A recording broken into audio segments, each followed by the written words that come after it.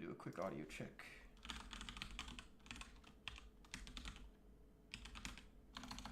And you can take over the camera in the broadcast channel. All right, cool.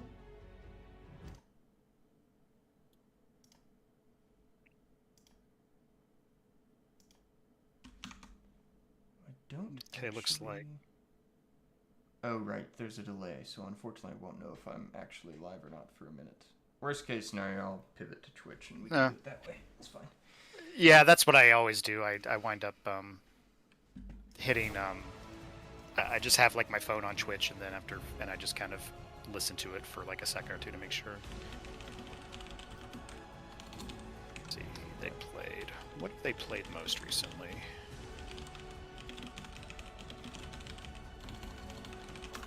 In the R and RDL, they have mostly played Lifestealer, Medusa, Venno, Sand King, and Centaur have been their top 5.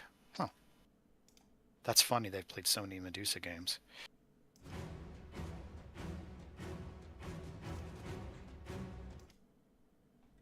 MUDBOYS. Oh, wait.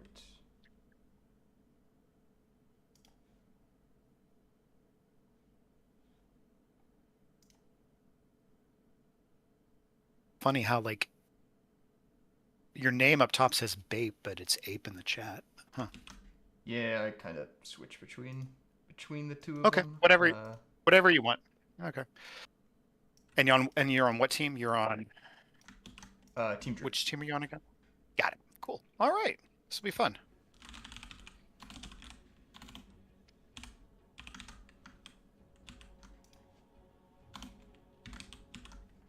MUDBOYS, Hoodwink, Tidehunter, Jakiro, Dark Willow, and Void Spirit are their top 5s. That's, wow, 2 very different lists.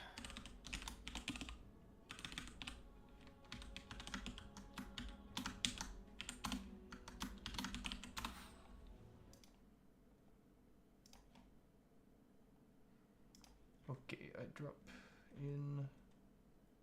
Where is streams? Here we go. Hopefully that's right.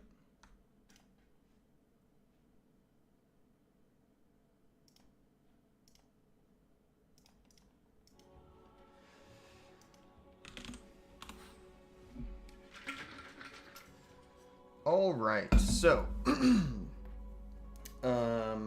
okay, yeah, so both of these teams have played in mostly the same form for a while now.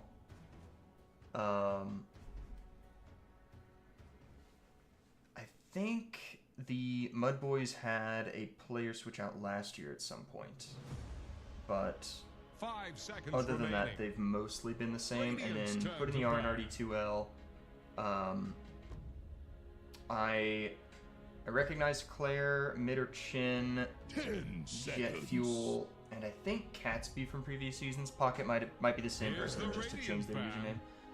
Could be a new player, but yeah, Mitter Chin, he's their position 4 player, and they're kind of like, I guess, signature thing right now is drafting a position 4 oftentimes very late into the draft that can just have a very big impact.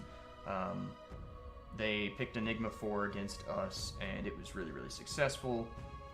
We had a number of problems with their draft, but even still, they played quite well.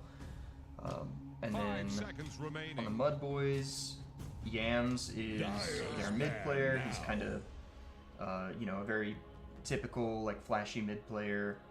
Ziggy G is a very, I guess, typical, like, very disciplined carry player in a lot of ways. So 5 seconds. What'll it be?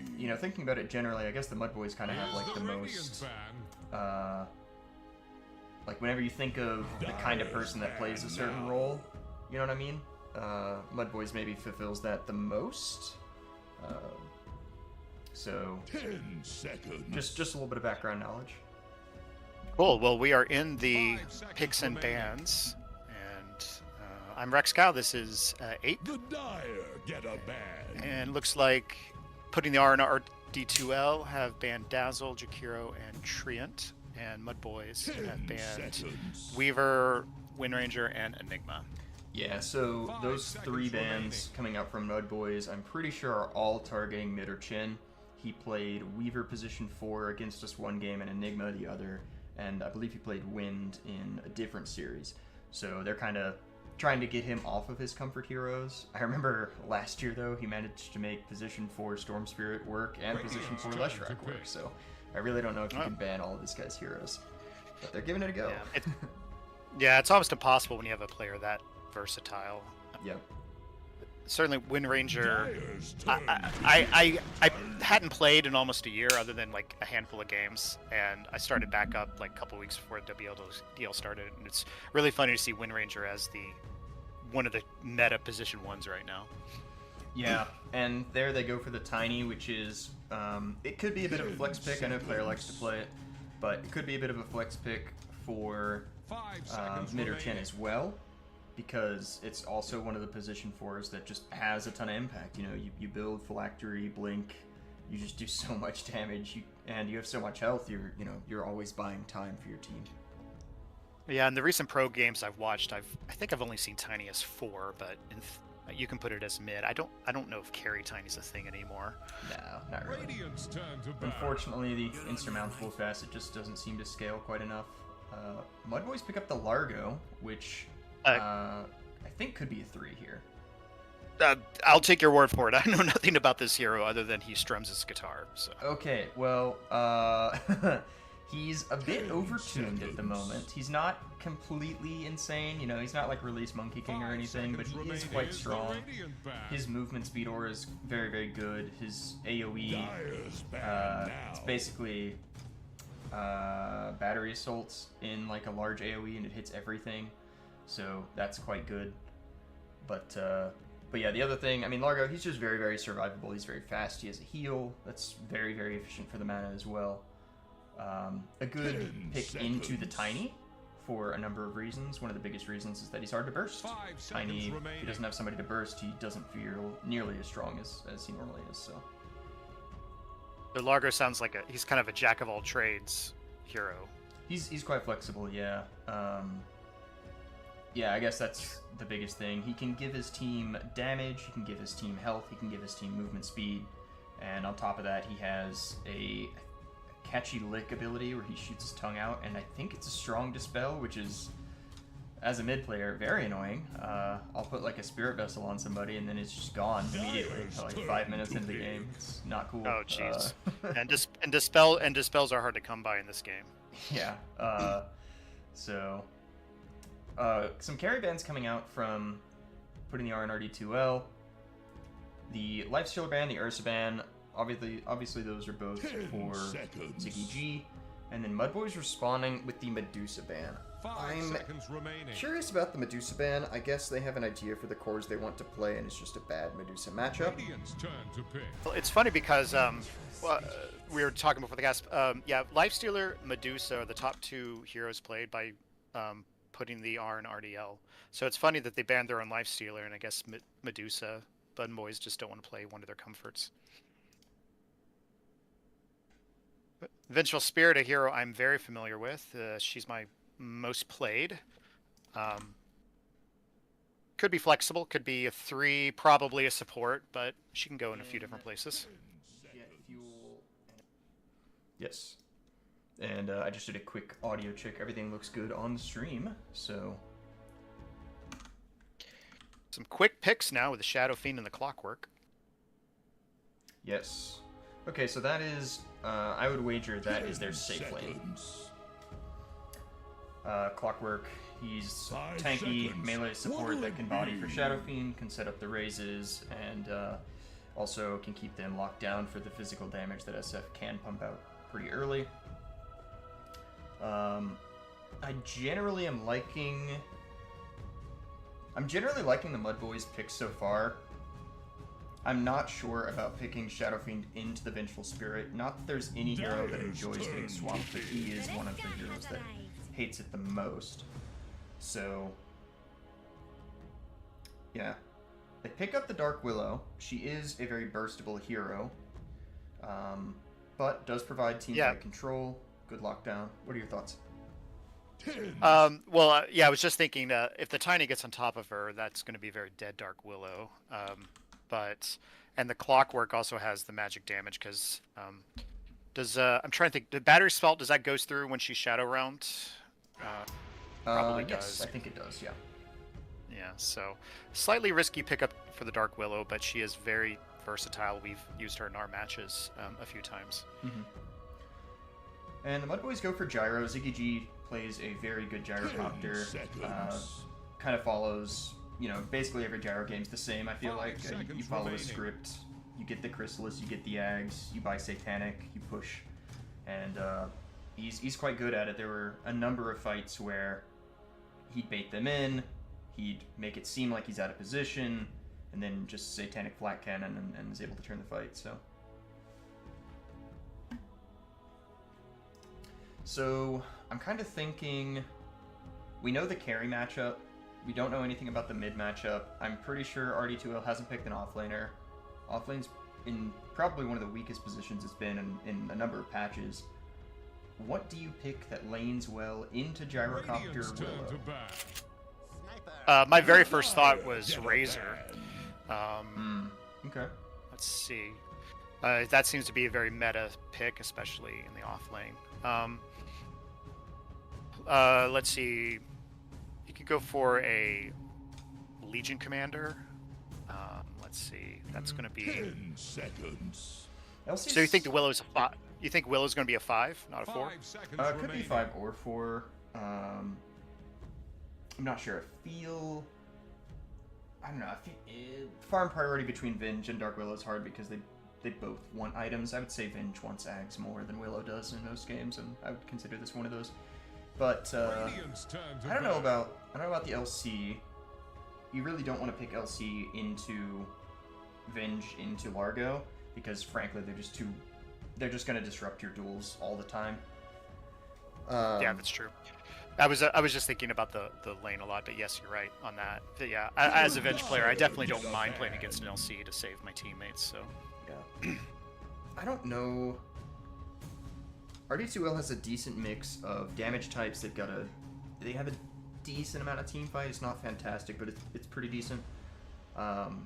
MUDBOYS have, I guess, maybe a slight edge in team fight, but it is relatively close. And I think they're actually going to put this Tiny mid. They did this against us in one of the games where they picked something early that they can flex between 4 and 2, and ended up going to the mid lane. What do you think about the sniper pick? I generally like it because you have initiation from your supports and you have the fear from the Shadow Fiend. You're in this really awkward situation where it's like, who do you go on? Because you want to go on the Shadow Fiend. He's going to be existing in that mid range. You're going to have to get through a Tiny and Clockwork to do it. And then alternatively, you really want to go onto the Sniper, but yet again, if you go on him, you're not dealing with the Shadow Fiend. So kind of forcing a two-front fight in this situation. Rubik, last pick.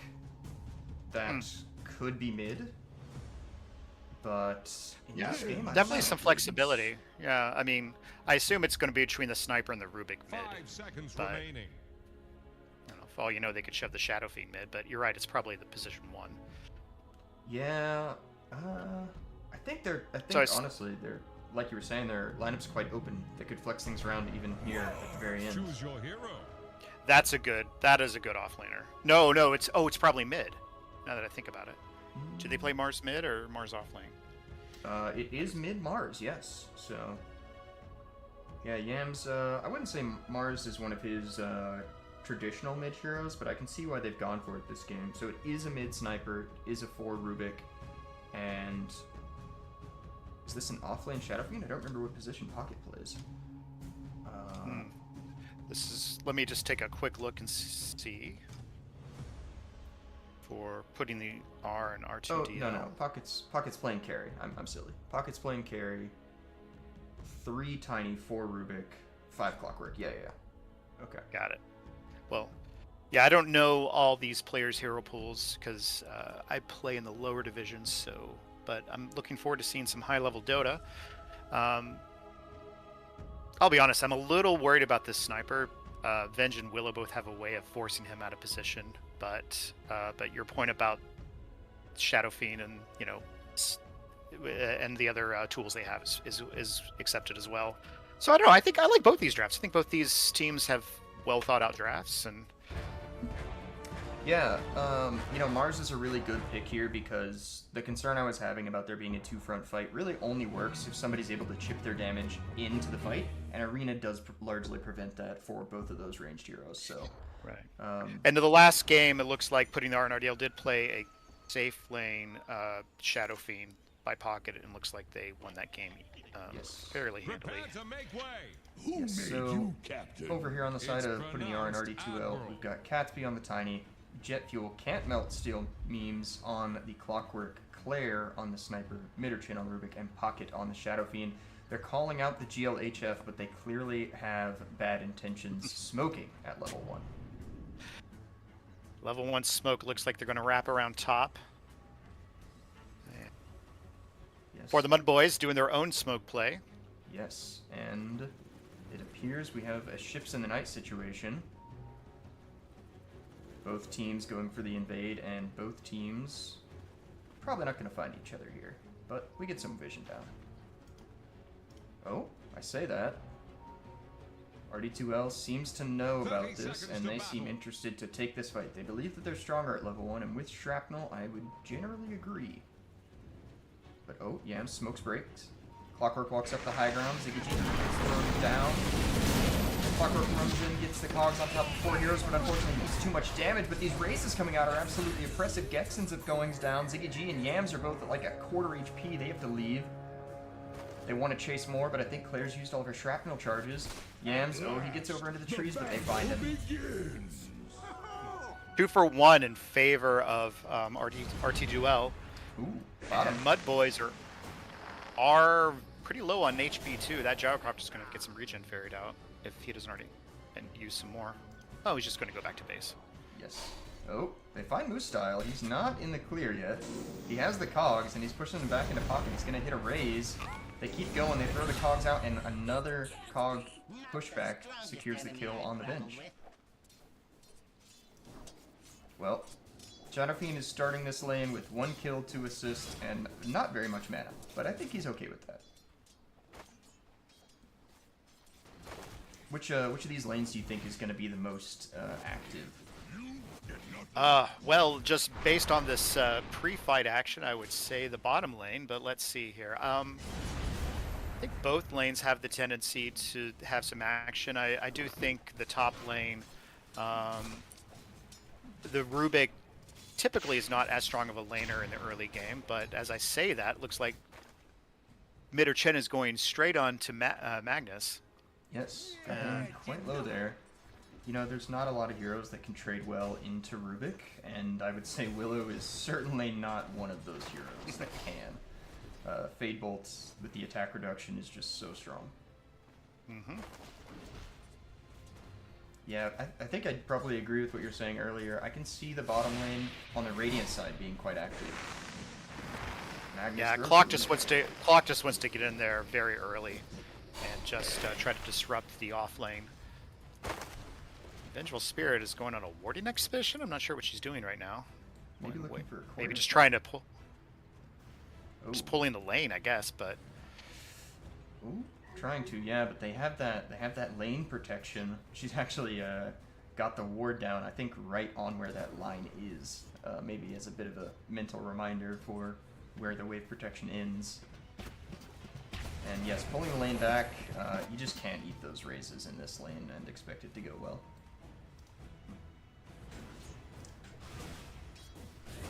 And you know, all things considered, Yams is doing quite well in this mid matchup.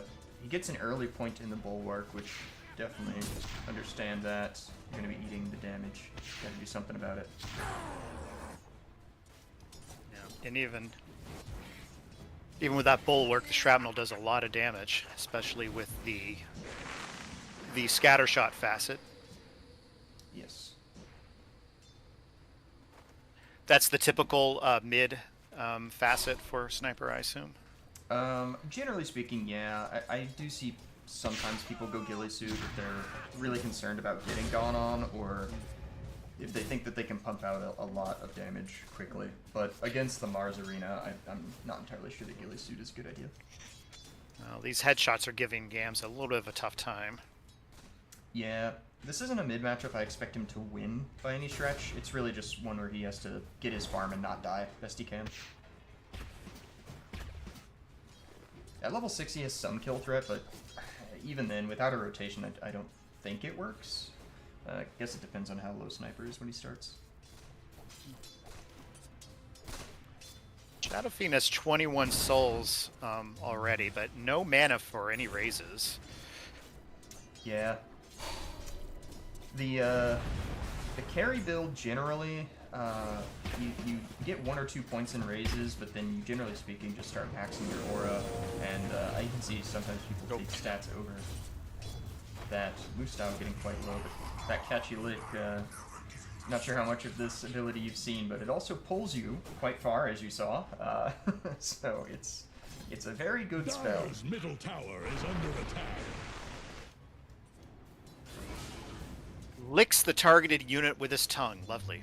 Yes. Oh, at the moment I look away, top lane is somehow get a kill onto the gyrocopter, but Magnus looking for a kill on Mid or Chin, but he's getting fogged so hard right now. Mid or Chin walks, unfortunately, south and is unable to get away. Trading 1 for 1 here, but it is a carry for a position 4. Yeah. In the mid lane, Yam's getting relatively low here. That charge restore time on the shrapnel was not as low as it once was, so he's still, he does run the risk of dying here. If Like they're going to end, they were trying to get it on the tiny, got Catsby low, and even with the Shadow Realm, not quite able to finish him off. let's see. Yeah, Claire in the mid lane. Oh, the moment. Radiant's bottom Looks like Benj was tower trying is to pull the staggering. creep wave away Like and a wasn't drunk quite able sailor. to get away with it. I'm gonna have to step away for just a second. I'll leave my camera on the sniper. Be right back. Alright.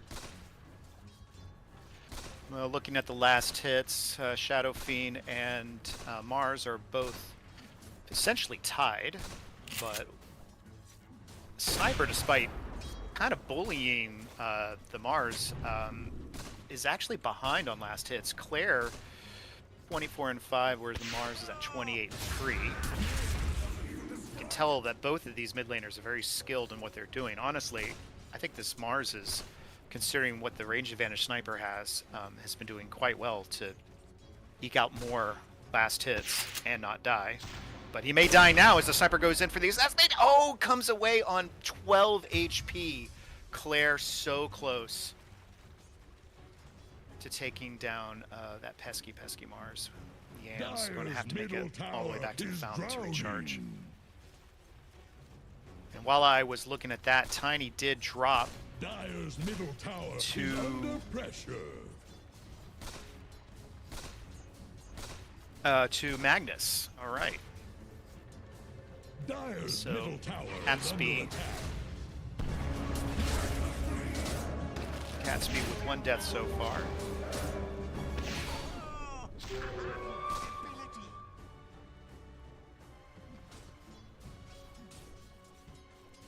And I know you guys can't really see my camera, but just trying to. There's been a lot of early action.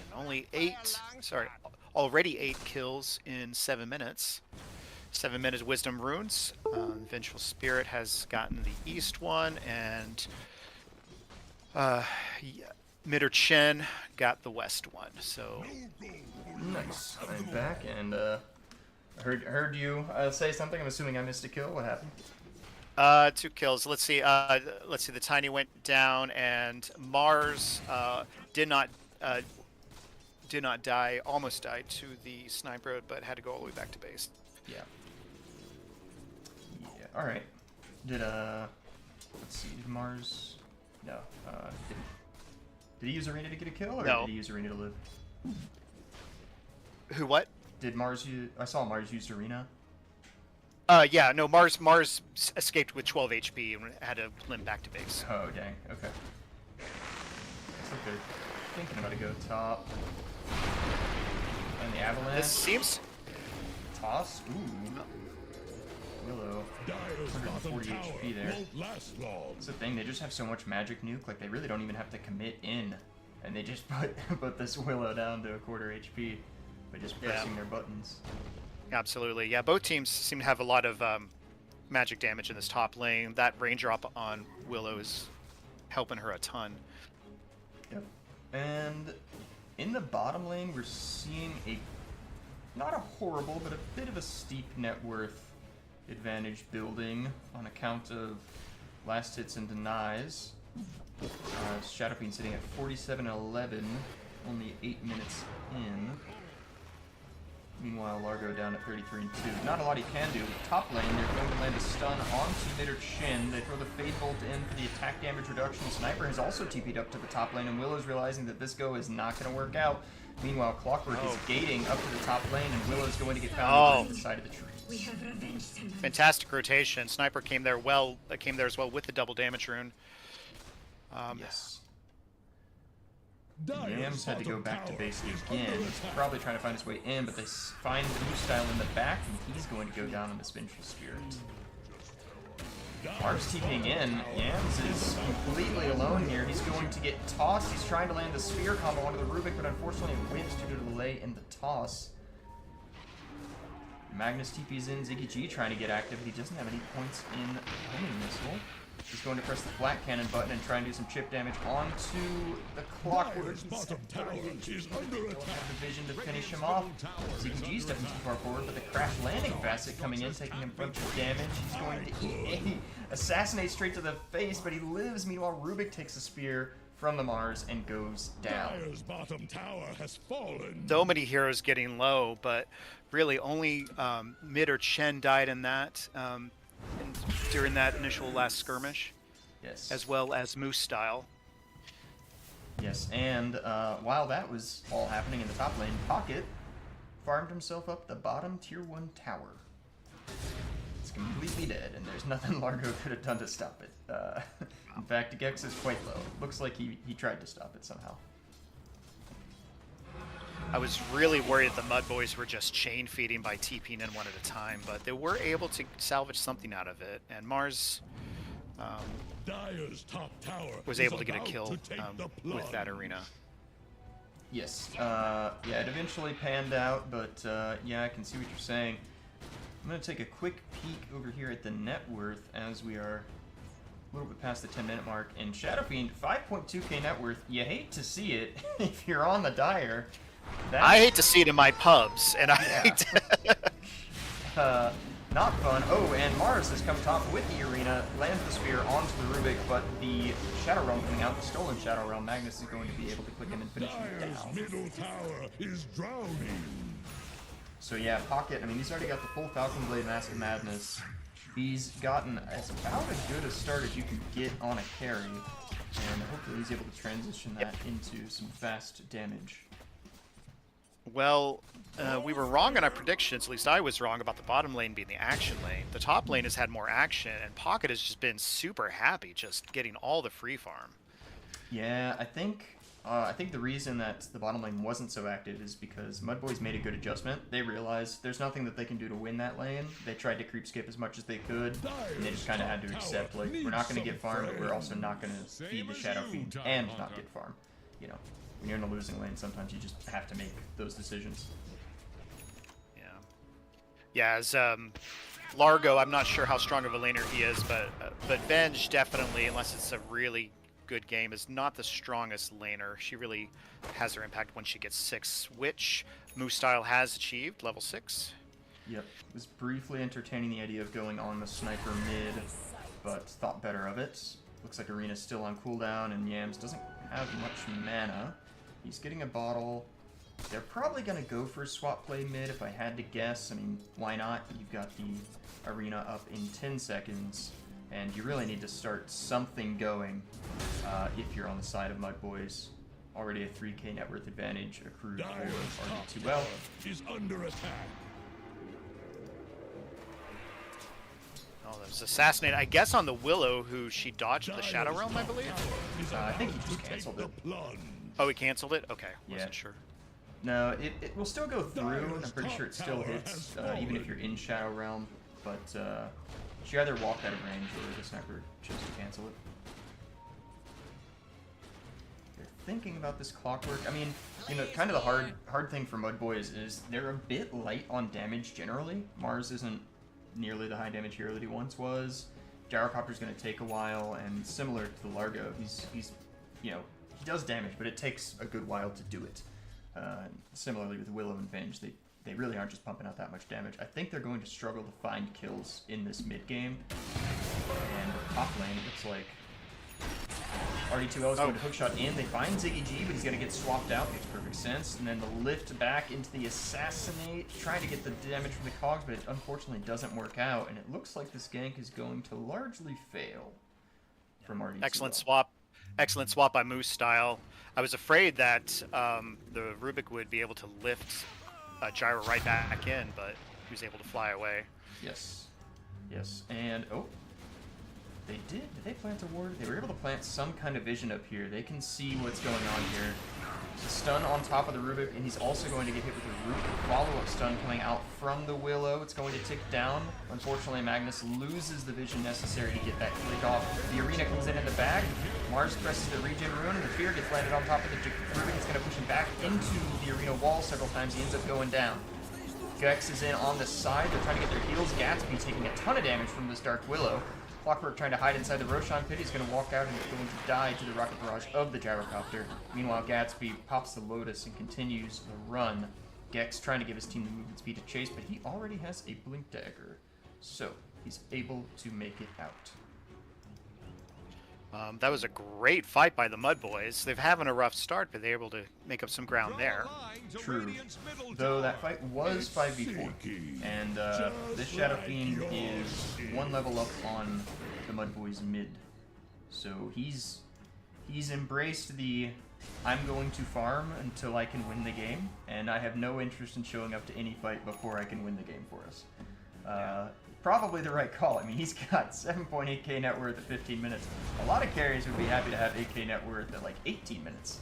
And so yeah, he's cruising here. Yeah, he is almost a full 4k ahead of the Gyrocopter. Oh, Blink toss back onto Yam. Swap comes in, is going to save him. They land the stun on top of the Tiny. He's going to get the follow-up damage from the Magnus. He's going to die. The hookshot comes in. They land the cogs. Yam's trying to spear him into a cog. Unfortunately, just spears him to the low ground. And Jet Fuel Can't Melt Steel Memes is going to make it out of that. Is that his full name or her full name? Yeah, it's like a pimp named Slickback. You gotta say the whole thing. Anyway, Spear coming in, going to do some chip damage onto Yams. He's going to have to pop this shield rune to ensure he doesn't die to the assassinate. And he's going to get healed up by his Largo. Oh, I really want to read the... I haven't even read the value because I just know it's absurd, but the healing for the mana on this Largo hero is so goofy. So much health. So we're kind of in this weird spot where it seems like RD2L knows that they want to gain some map control here. Oh, meanwhile, Willow's going to step up onto the high ground. He's going to hit with the cogs, the spear, and all of the damage of these four heroes. As I was about to say, they know that they need to get map control. The only way that they do it really is just by sitting a bunch of heroes mid and clicking this down, right? You go for the toss back. Maybe, I don't know, but right now it seems like MUDBOYS are making some unfortunate moves right now just to try to do something, but... Gex, he's trying to make it out the phylactery on the...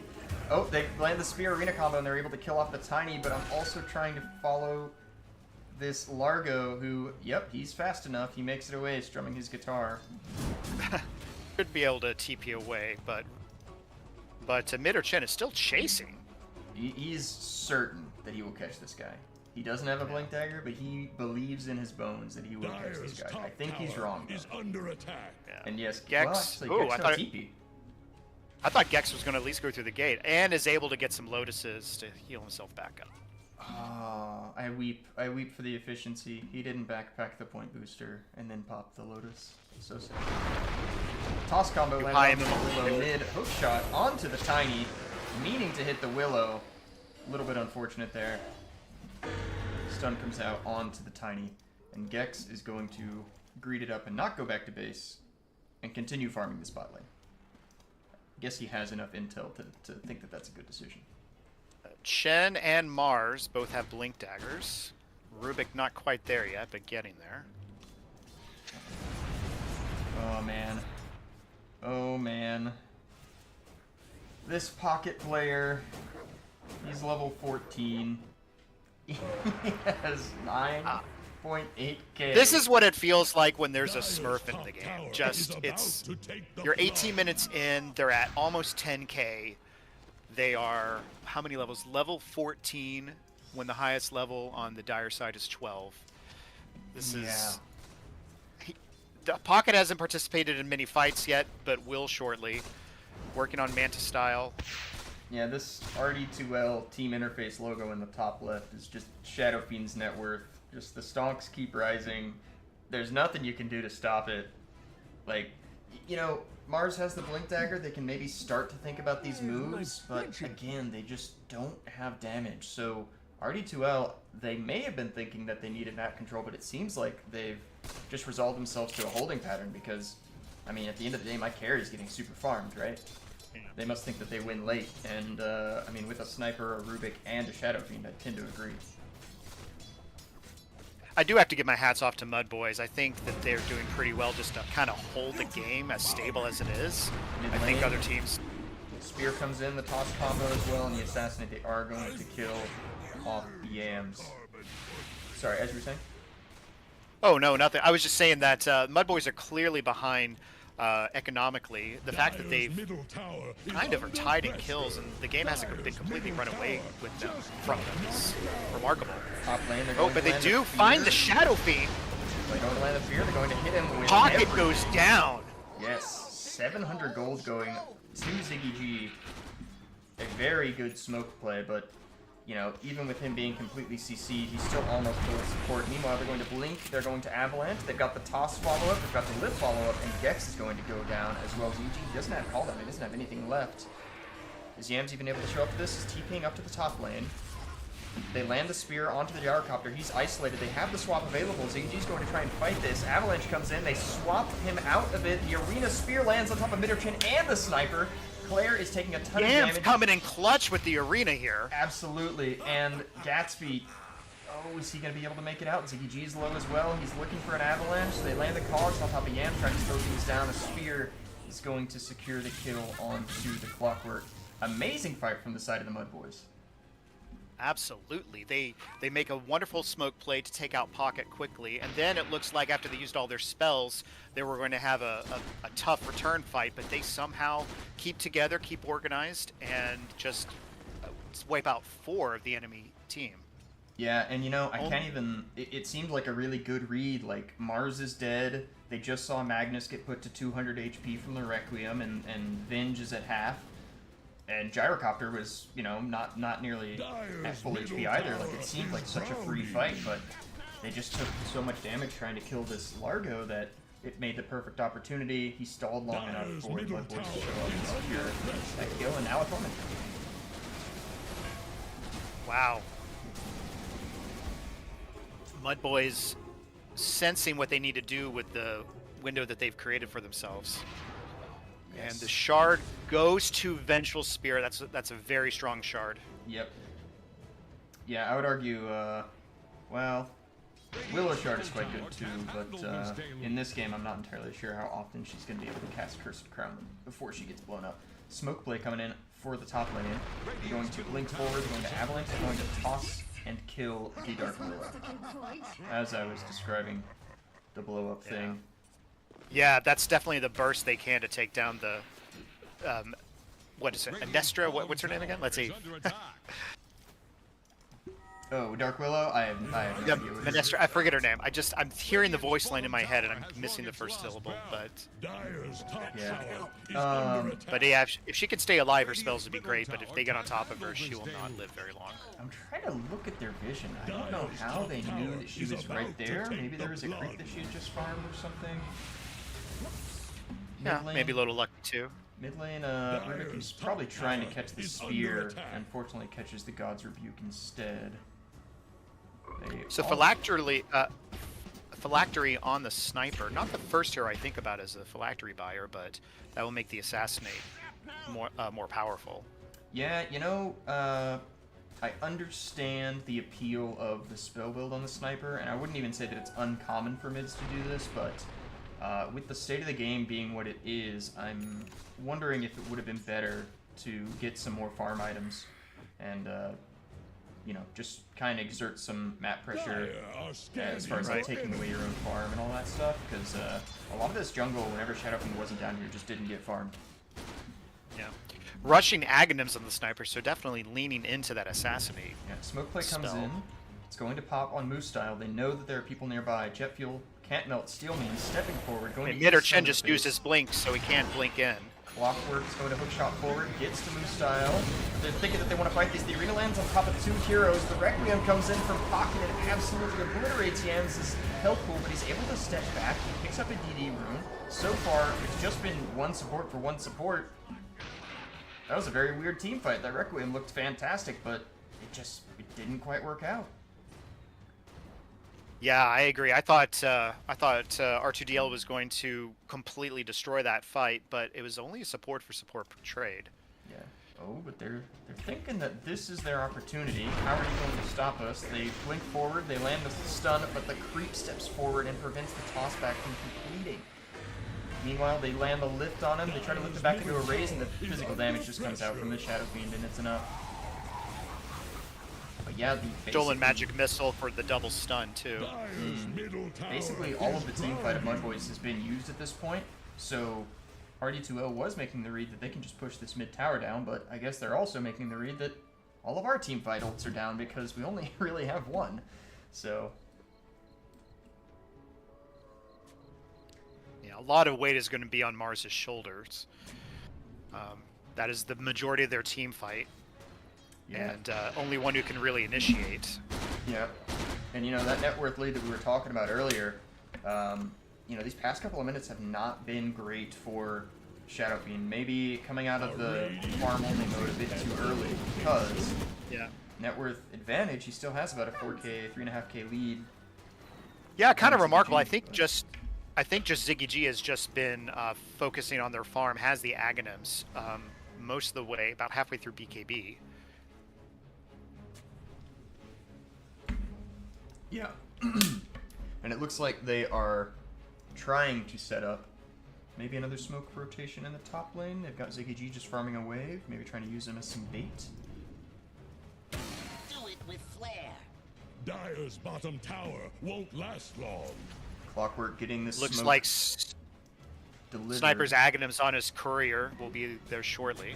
Oh, they blink forward. Yams spears the air next to the Clockwork, just as an intimidation tactic. He gets hit with the stun from the Dark Willow. The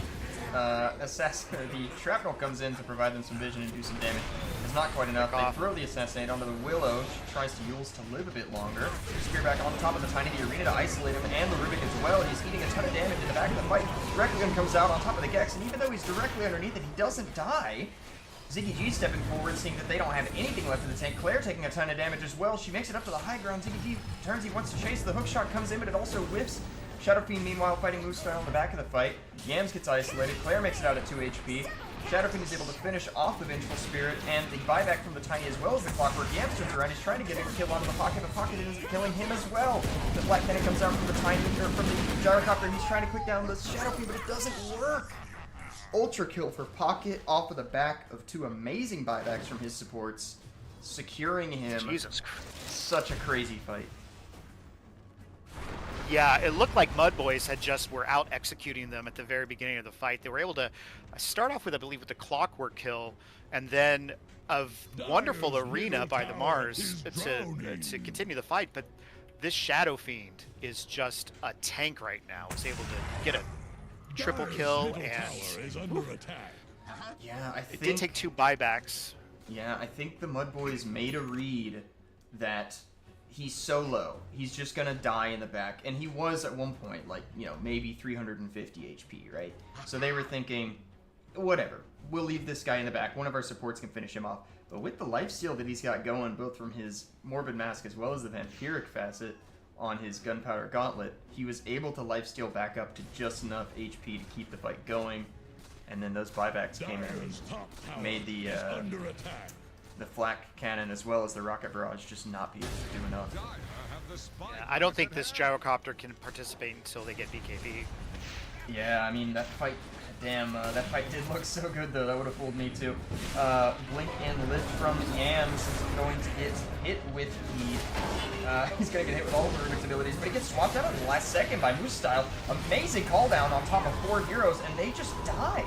Claire Oh, and that swap Clockwork. by Moose Style was epic. That completely saved Mars, and they were able to turn around that fight. Dude, that was so perfect. I mean, you know, saying that they'd have damage problems, and I stand by that, but one of the things you can do to compensate for damage problems is, 1, getting enough farm on your carry, but 2, stalling the enemy long enough, making them overcommit, get out of position where they're going to take more damage than they otherwise would. And Moose Style absolutely doing a perfect job with the swaps. I mean, they've been on point all game. Like, I haven't seen them do one that was questionable or that ended up costing them a kill, anything like that. Yeah, I've only seen defensive swaps so far, but that's all you need just to... I believe I think I heard Proud, but I said it once. One of the ways you can take advantage is if you make the enemy misthink how much damage they can do to you, you have a huge advantage because they thought they had that Mars dead to right. Nope, Mars just gets put to safety and they're able to turn the battle around. Yeah, I mean, you know, in Dota, time is one of the most expensive resources that you have, and like you're saying, if you stall them out by making them think that they can kill this guy, making them have to spend an extra 5-6 seconds going for a kill, those 5 or 6 seconds are things that can win you fights. So. Yeah. All right, they go for a 4-man smoke. Looks like the BKB is on Gyrocopter's Courier. And the BKB is up for Shadow Fiend as well. Claire's going to pick up and bottle an Illusion Ring. Purge could come in handy against this Magnus, and that's who they're going to run into. Magnus on the Dark Willow, he's going to be able to get the Shadow Realm off. He's also going to get the Yules up, just buying some time. And I mean, this call down nearly fucking kills Mid or Chin. Look at this. 170 HP. Yeah. Yeah, that Shadow Realm bought Magnus a little bit of time, but as soon as she came out of it, the Tiny just instantly burst her. Yeah, and Yams, you know, reading into their damage issues, he goes for the Desolator. I'm not sure how common this is on the mid-Mars, but I definitely think it's a good idea. Yeah. Just to get some extra damage besides your Gyrocopter. Yes. You know, I wish we had a, do we have a damage dealt stat in the Dota TV? I don't think we do. Sad. You do on the fight recap. Oh, yeah, yeah. I was hoping for something like net worth chart, but for damage. Oh, link forward. They're going to land the hook shot on top of the Vengeful Spirit, as well as the Assassinate. She's just going to eat really magic damage, and she's dead. They land the Cogs on top of the Largo. They also land the Fear for Magnus, putting Gatsby quite low, but he gets a BKB off. The Arena Spear comes in, and oh my god, they're just gone. God's Rebuke absolutely deletes them. Pocket standing forward. He's going to get speared away from the Requiem Bomb that was surely going to evaporate him, but luckily it doesn't matter. Another Assassinate comes in. Ziggy G coming into the back of the fight. He's going to throw down a call down lands. Does a ton of damage without the hero. The Rubik is then going to end up going down thanks to the crits coming out from the Gyrocopter, but Pocket is just standing here in front of everybody. Nobody can kill him. It's going to be a 5-4-3 at the end of it. Just Pocket's just too big right now. 6k net worth over the Gyrocopter. It did look like that MUDBOYS was turning around a very good initiation from RD2L, but once the first volley of spells finish and then Pocket comes in and just cleans everybody up. Yeah, I mean, you know, Rubik is able to throw so much damage into this fight, as well as Claire getting off 2 or 3 Assassinates in that fight. Both, or I guess all of them with the Phylactery, was able to do a ton of damage as well. Tiny just has so much strength, and with this BKB, he just took so long to kill.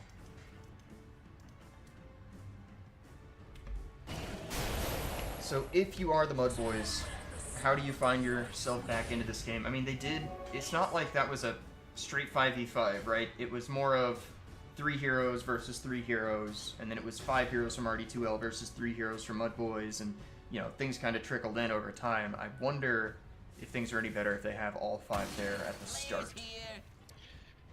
First off, I think the Satanic on Gyro is going to help a ton. I also think they don't really have any aura buyers. Like, no one's getting a Vlad's, no one's getting a Greaves or any item like that. So, even though I know Greaves isn't as strong as an aura item as it used to be, but yeah, I mean, you know, I've definitely seen Largo build pipe, I think, in the current Dota tournament. They're going to land the shrapnel, blink forward from Midterchain, they're going to get a kill on the Venge, trying to get some damage on this mid T1.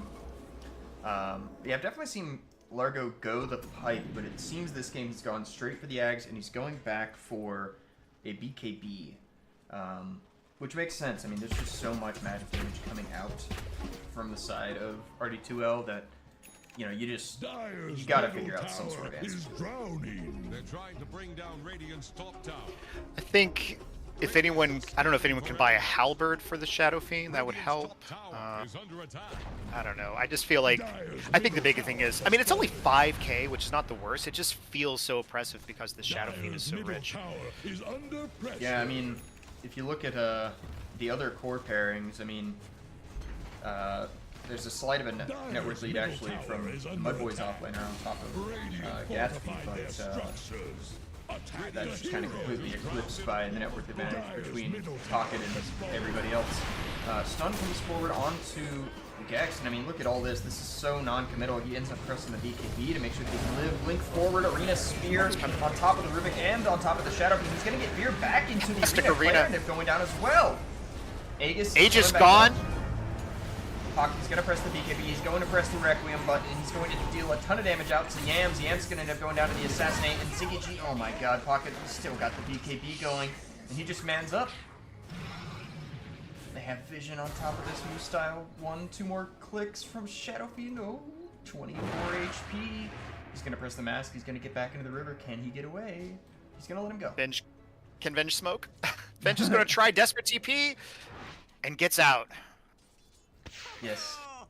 And again, did Claire buy back in that fight? No? Yes. Oh, she did. Okay. She did, yes. So, I mean, look, overall, that was a win for the MUDBOYS. Fantastic initiation by the Mars. They quickly take down the Aegis and nuke the 2 supports, but once again, after the Aegis expires, Shadow Fiend just presses BKB and goes to town. Midterchain, Sniper, throwing their damage out onto the Dark Willow. Lift back, plus the stun. What are the cooldowns on these spells? He can just press this whenever he wants. He's gonna land the Avalanche, land toss on top. I will say the Willow made a great choice with this Glimmer Cape. Yes. Oh, she's so low. She's gonna Yules. Fade Bolt to finish her off. She's gonna get hit with the telekinesis. The Arena Spear again comes in, lands on top of Midterchain. Midterchain's gonna end up going out. BKB pop. They land the fear on top of the Shadow Fiend again. Very similar to how things played out last fight. But no Requiem, no BKB used. We still have all of it.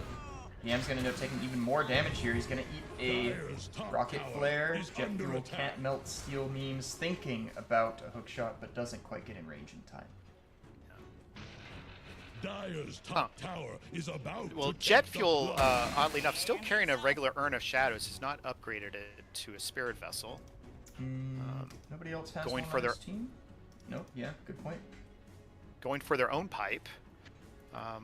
But you can see the concept of what MUDBOYS is doing. They're trying to get Mars to make a arena, and then the Dark Willow to terrorize everyone, which is a great initiation. The question is, will Gyrocopter be able to kill enough people during that initiation?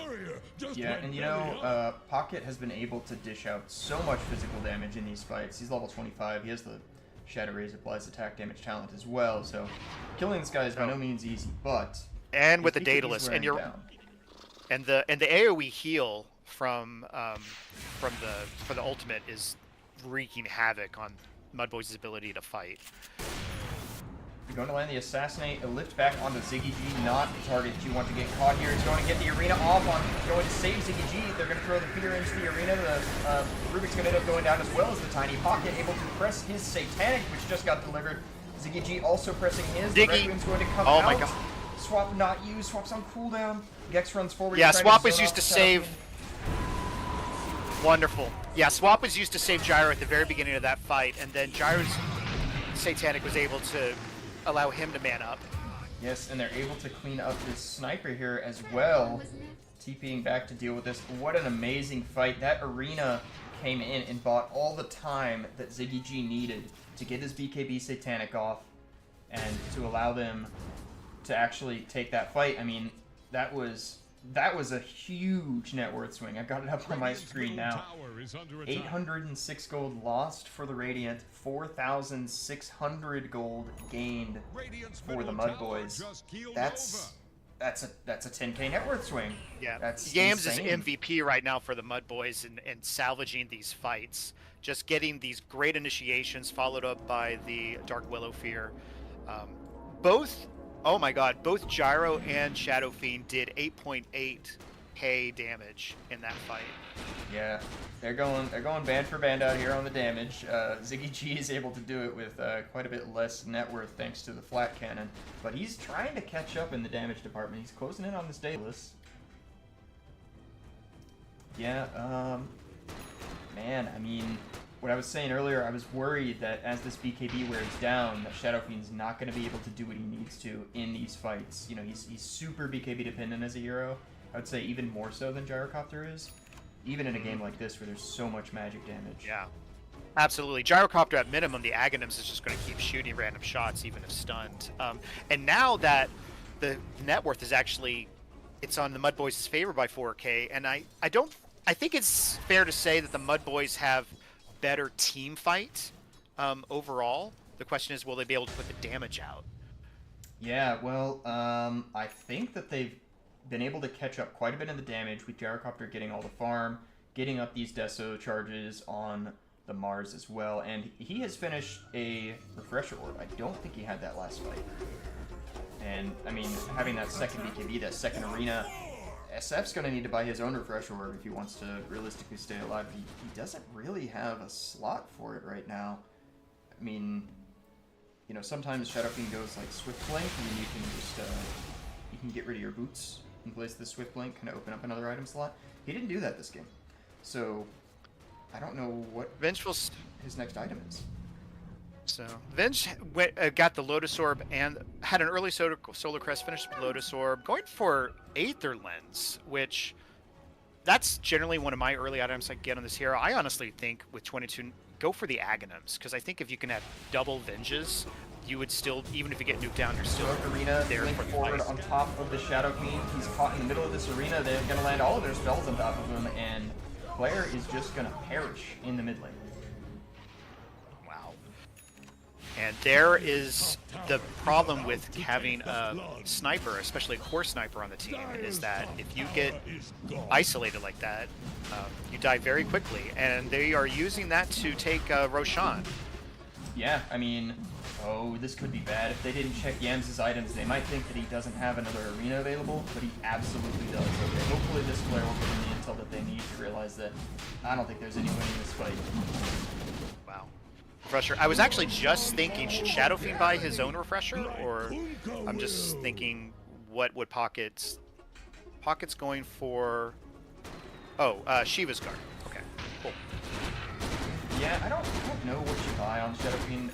Refresher is, you know, it's a great item in a lot of ways. I mean, you have 4 actives, so it has a lot more value than it can on a lot of other carries. But, you know, double Requiem, double BKB, everything is really nice. But like I was saying earlier, I don't know what item you get rid of. Like, you know what I mean? You need movement speed. You can't just ditch the power treads completely. You right? probably, I don't, yeah, oh, you can't do, I guess. I mean, if you got the Pike, I mean, you could get rid of the treads. I mean, then you wouldn't be as fast. I don't know. Otherwise, you're talking about eating an Ags, getting a Moon Shard and eating it. That sort of thing. Yeah. You can pivot into those consumables. His base attack time's already quite low. I would imagine he would go for the Ags. He's kind of struggling for sustain right now, so maybe the consumed Ags is what he's thinking about. And the MUDBOYS, they've got 5 heroes standing in a circle. They do indeed press the smoke button. 2 smokes, heading straight at each other in the mid lane. Moving forward from Mars, he's going to land the arena. He's going to get the Shadow Fiend isolated. He lands the second arena, gets thrown down, or is that one Rubik's? That one is actually Rubik's. I think that's a stolen arena, I think. His pocket steps forward. He's got a D room going. He's going to have to press the Requiem here. He's going to get the BKB off on Gex. That was perfect timing. Ziggy G, meanwhile, is isolated on the side of the fight as well. Pocket is able to pump out as much damage as he wants. The toss back on top of the Vengeful Spirit. Oh, this fight's so split. They step forward. They realize that this Pocket is completely alone. He gets eaten with the homing missile straight to the face. Tiny in the back of the fight is going to die. Meanwhile, Claire's pumping all of their damage into the Mars. Jet Fuel can't melt steel beams. Trying to get away. The Assassinate comes in, not able to finish off the Mars. And Clockwork dies in the mid lane. Another crazy fight in favor of the MUDBOYS. I am so glad you were doing play-by-play. I would not have been able to call all that out, but yeah, no, at first I was like, no one is dying for the longest time, and then they finally got the Shadow Fiend down, and that's their main damage dealer, and MUDBOYS was able to then clean up 2 more heroes. Yeah, and I mean, they're doing all this chip damage, but they just have so much sustain. Yeah. You got the swap, you got the glimmer, you got the healing from Largo. Ziggy G just going to BKB and click this tower. Arena Spear comes forward on top of the sniper, but the spear pins into Ancient instead of the spear wall. Ends up taking much less damage than intended, but the refresher pop and the second arena comes in. Ziggy G eating a ton of damage here. He still has the Aegis, but he no longer has BKB. The hookshot's going to swing a bit to the left, or a bit to the right. He's going to miss him. They get the Assassinate on top of Ziggy G, and he's dead. Shadow Fiend is alive. No Requiem available. Ziggy G, no BKB. Unfortunately, it just won't matter. He's going to end up going down here. MUDBOYS attempted a very reasonable disengage, but they just were caught by the triple buyback, I believe, from R2DL. Yeah. Yeah, I mean... Oh, who else bought back other than Sniper? Sniper, Tiny, and Shadow Fiend. Oh, there it is. It's on the left side of the screen. Whoops.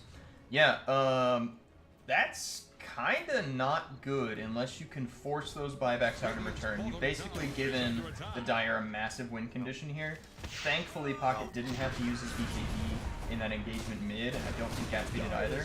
So they're still relatively safe. But if you're MUDBOYS, there is a world where you just let them have this Rex. I think that's exactly what they're doing, because every hero other than those 3 that we just mentioned have buyback, but they're choosing not to use them. Yeah, if Yams doesn't have to commit his buyback, honestly, that's kind of a win. And it seems like RD2L, they're wanting to leverage as much as they can, but they look forward to get the toss back. The Lotus Orb is pressed by Gex as well as the BKB. He's eating a ton of his the Shadow Fiend. Fear whiffs. They really are trying to force these buybacks. Mars at least is going to respawn right now. Yeah, Mars is up. Ziggy G is alive in 25 seconds. He might buy back for this. The Arena Spear, he buys back. They're going to have to. Into the fight. Yams ends up taking a ton of damage. He gets the BKB off. The Requiem comes in. He's trying to teleport out of here. His BKB is expiring. Are they able to get the swap? No. They find Gatsby instead, though. He's hit with the Glimmer Cape. He's got a blink available, but the Rocket is chasing him. He ends up having to cancel his TP. Realizes he was going to go down, and they do end up finding Clockwork instead. Oh, but Rubik is the Yule. Is able to get the spear off? No, the damage comes in from the Dark Willow. He plants the Sentry. He gets stunned. The Ketchy lick back into the roots. Rubik ends up going down as well, but both of those heroes have buyback.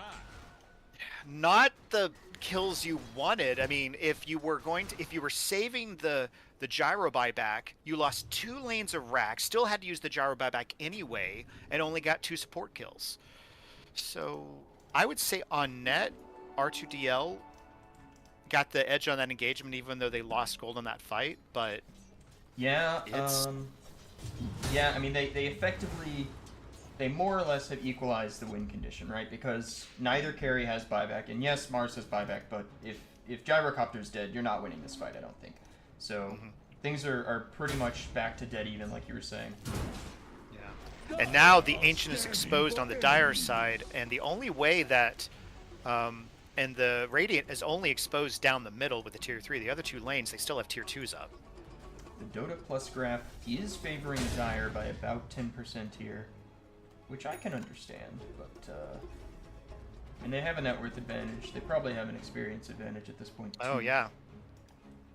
That was such a big swing down after that last Yeah. fight. This is where they got the buybacks and everything, swinging back into... Only the 64% according to Dota Plus, which honestly is 50-50 in my brain. They're pretty close, yeah. It's, okay, smoke coming in Smoke from play. the Radiant. They're gonna find Yams. He's got a shield room going, though. He has 2 BKBs. He has Refresher available. He's going to BKB. He's going to press the Spear. BKB used by Shadow Fiend. That's his only BKB. CKG coming over on the side of the fight. He's going to end up pressing his BKB. Satanic is trying to fight. Swap out, come on! Oh, the no! Rear comes in and lands on top of 2 heroes. The Sniper gets isolated in the back of the fight. CKG jumps forward. Yams with the arena. Doesn't get the Spear off. Doesn't need to. Shadow Fiend ends up going down. And Claire desperately trying to get back to the base. Doesn't have a blink available, but Gex strumming his guitar, potentially punching their ticket to a win. Yeah. No buybacks left on the Radiant other than Rubik. Yams blinking forward, Tower is under pressure. trying to do as much damage as he can. Whoop! Whiff on that spear. And this is a buyback from the Rubik, I think. Oh, and he's going to end up going down. It's not a buyback from him. The tongue in the back. Yes. Very lethal. Don't ask me how it works. And MUDBOYS are able to clean up this bottom set of barracks. They might just push mid. They, the heavy hitters for R2DL do not have buyback, but they're just going to take this mid lane of racks. Yeah, you know, MUDBOYS, they can't secure Megas. I don't know if they've realized it or not yet, but if they pivot to Throne, yeah, they're going to pivot to Throne here. I think they realize it now since no one else buyed back, that's all they have, just to deal with the 2 supports. Gyrocopter has the Rapier queued. They really got to be careful with the tossback plays that are coming up in 30 seconds, though. I don't know if they can completely kill the Ancient in the next 30 seconds. They've got a decent amount of stall. I mean, the telekinesis, the Fade Bolts, reducing their outgoing damage. Arena blink forward. Yeah. Oh, Yams. Defensive Blink arena. out. Oh, he blinked out too, but it was a nice little shield. Stolen arena. Says if you're going to use a defensive arena, I will too. They're going to be I wish it was green. I wish the Rubik stolen arena was green. Yeah, and they do take the Ancient. Yeah. A crazy back and forth game. Wow. You know, I mean, that net worth lead on the Shadow Fiend, I really thought that could carry them all the way to the end, but it wasn't quite enough. MUDBOYS took some crazy fights, and they were able to secure what needed to happen in that game.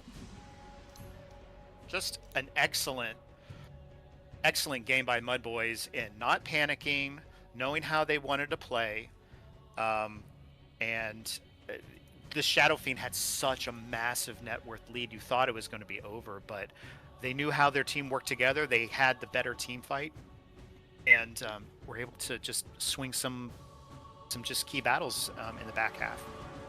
Yeah, I mean, at 20 minutes, Shadow Fiend is up roughly 3k on the next closest hero, being the Mars. At 30 minutes, he's up still 4k. That's like a full item almost up. And then going forward another 10 minutes, he's up still 5k on the next closest hero. It was a crazy game. I mean, it looks like the peak difference I'm seeing, he's at 25k. The next closest is Mars at 17k. That's absolutely insane. But, damn. I mean, I really think, looking back on it, I really think the Shadow Fiend, you need the refresher in that game. They have so much disable, so much damage on the side of MUDBOYS. If you don't have that second round of BKB Satanic, you're just going to end up going down to the second arena, to any refresher, just the damage that they have coming out. Yeah, definitely. I'd have to double check the graph, but I felt like once Ziggy got their own Satanic on the Gyrocopter, that really allowed them just to stand there and take the fight and dish out the damage. And again, like I said, for me, my personal MVP was Yams, 100%. That Mars, those arenas definitely swung the fight multiple times. Yeah. I think he itemized perfectly for what the game needed. I think there was a lot that really hinged on the back of him getting the perfect initiation, or isolating just the right targets, and totally agree MVP. Yeah, as far I as- wish I knew Largo better to know how much impact, but it seems like the heals had a ton of impact in this fight in the game. Yeah, but as far as support MVP goes, I mean, it's close between Mid or Chin and the Vengeful Spirit, but I got to give it to it's the one player who isn't in the lobby, so I can't look for reference. Moose Style. It's definitely going to Moose Style in my opinion. I mean, those swaps that secured them the mid game. That kept this Shadow Fiend from spiraling out of control. Yeah, there were at least 2 fights where the swap saved a core at just the right time. Itemization was good too. I do want to shout out the Rubik, even though it didn't have a great game on paper, had some really fun steals, some arenas, impact in the early fight. I just Mid or Chen, Rubik's not a hero I'm particularly good on, so it's always fun to see good Rubik play. Anyway, so I guess we're taking a little break before we move on to the next one, I guess. Yeah, actually, I am in the lobby right now.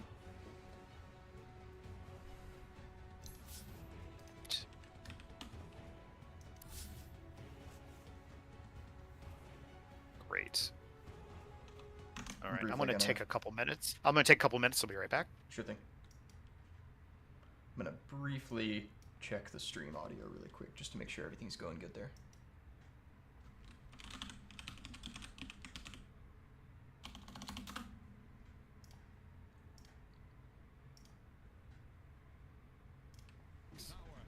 Yeah, MUDBOYS, they can't secure Megas. I don't know if they've realized it or not yet, but if they pivot to Throne, yeah, they're gonna pivot to Throne here. I think they realize it now since no one else buyed back. That's all they have, just to do with the 2 supports. Gyrocopter has the Rapier queued. They've really got to be careful with the toss-back plays that are coming up in 30 seconds, though.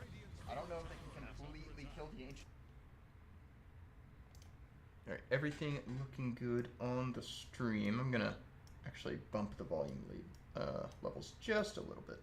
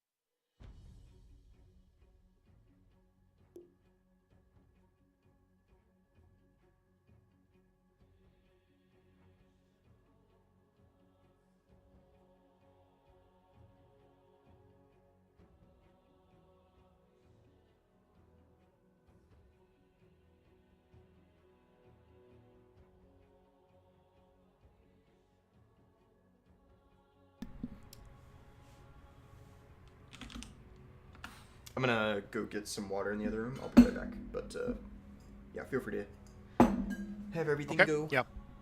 Your broadcast sounds good too. Sweet, sweet.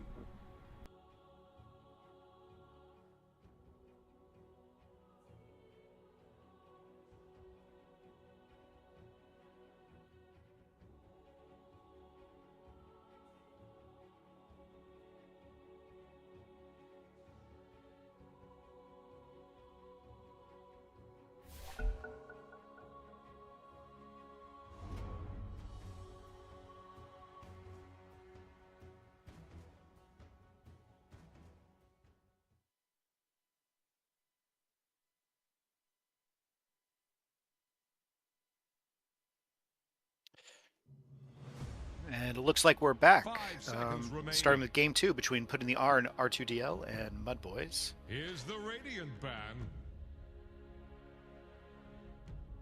After a really exciting game, which MUDBOYS was able to turn around after a very rough start.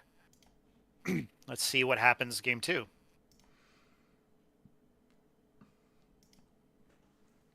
Yeah, Dazzle absolutely. Jakiro, the first 2 bans. Oh, yeah, keep going. Sorry, I No, thought you you're were still away. No, you're good. Yeah, just came back. Absolutely crazy back and forth game. It really seemed like Putting the R and RD2L just had everything going for them. But unfortunately, The Dire get a ban. you know, they just weren't quite able to close it out. MUDBOYS took some fantastic fights and they were able to swing it back in their favor. 10 seconds. Any changes you're expecting to come out in the draft here? 5 seconds remain. I don't expect a core sniper again. I don't think that really added very much. I don't want them to pick Largo just because I don't know what that character does very well. But you know, I'm going to say Putting the R and RD2L will select a little bit more team fight. It's, you know, something to kind of tie everything together a little bit more.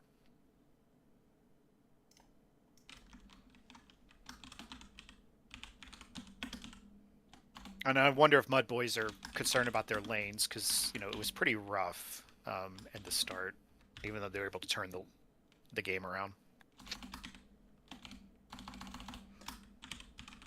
Yeah, I think I actually think the Largo, despite a very rough like first 20 minutes, really started to kind of show why the hero's good. Just takes so much time, offers so much utility, offers so much sustain to the team. Was able to completely zone off Sniper because it's like you just have this big body hitting you in the face and dealing damage to you, a surprising amount of damage, and it just takes so long. Like you're not pumping damage into the rest of the fight. Very similar bans to the first time around. MUDBOYS seem to very clearly have the first phase bans in their brains.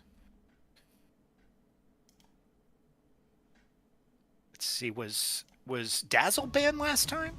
I know the tree was banned. Yes, I'm pretty sure it's the same bans thus far, 1-to-1.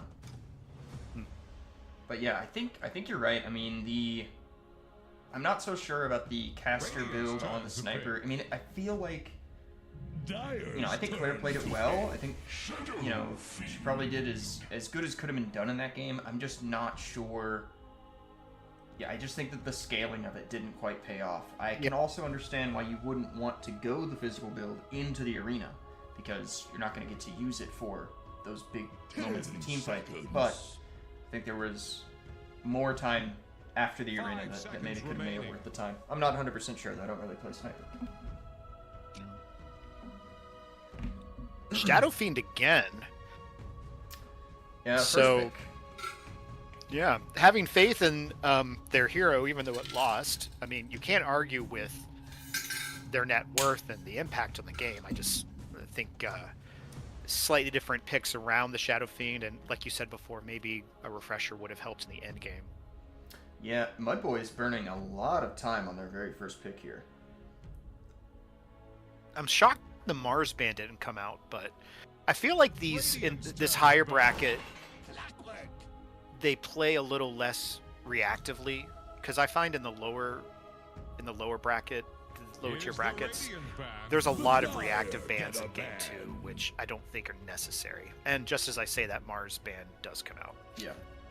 So, difference from the first game is that putting the R in RD2L has let the Lifestealer through. Dyer's turn to Lifestealer has a decent matchup into Shadow Fiend. I wouldn't say it's impressive. I mean, I think, you know, the later the game goes, it starts to favor Lifestealer, like, I don't know, maybe past 40-ish minutes, depending on how farmed he is.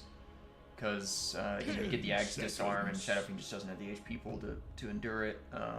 Radiant's Tiny turn ban to coming out pick. from the MUDBOYS, though.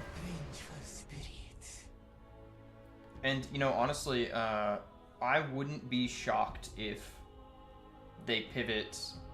I think the Shadow Fiend is a flex pick. Obviously, it's a flex pick between position 2 and position 1, but I honestly wouldn't put it past Netterchin to throw this into position 4 and figure something out.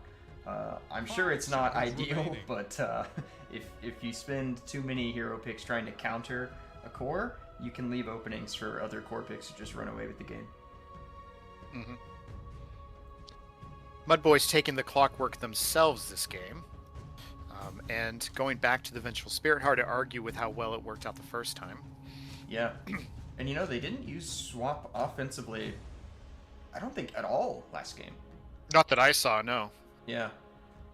Only thing they did was use it to buy time, and it paid off. I mean, you know, you hookshot in onto somebody, and you press cogs with how or maybe not overtuned, but with how crazy the cogs upgrade Radiant's is, turn to pick. pretty reasonable to expect that they're going to stay there, but then swap comes in and just derails your whole plan, moves the whole fight.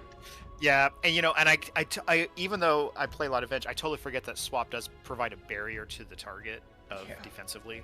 Yeah. So it's very much a great utility spell. Undying coming out. So no stuns yet, but they are securing their lanes. Yeah, yeah, probably this is a position 5 Undying. I'm not sure though.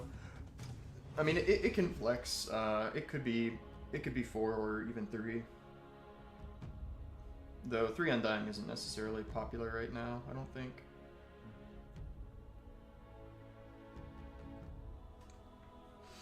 I do like the clockwork pick by MUDBOYS. I think.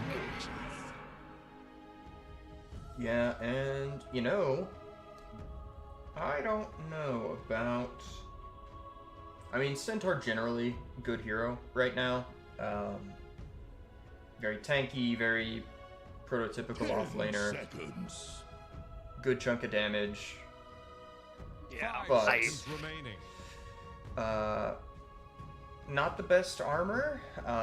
Very vulnerable to armor reduction. Something like a Clink's here could potentially just, you know, own. Dyer's turn to pick. Night Stalker.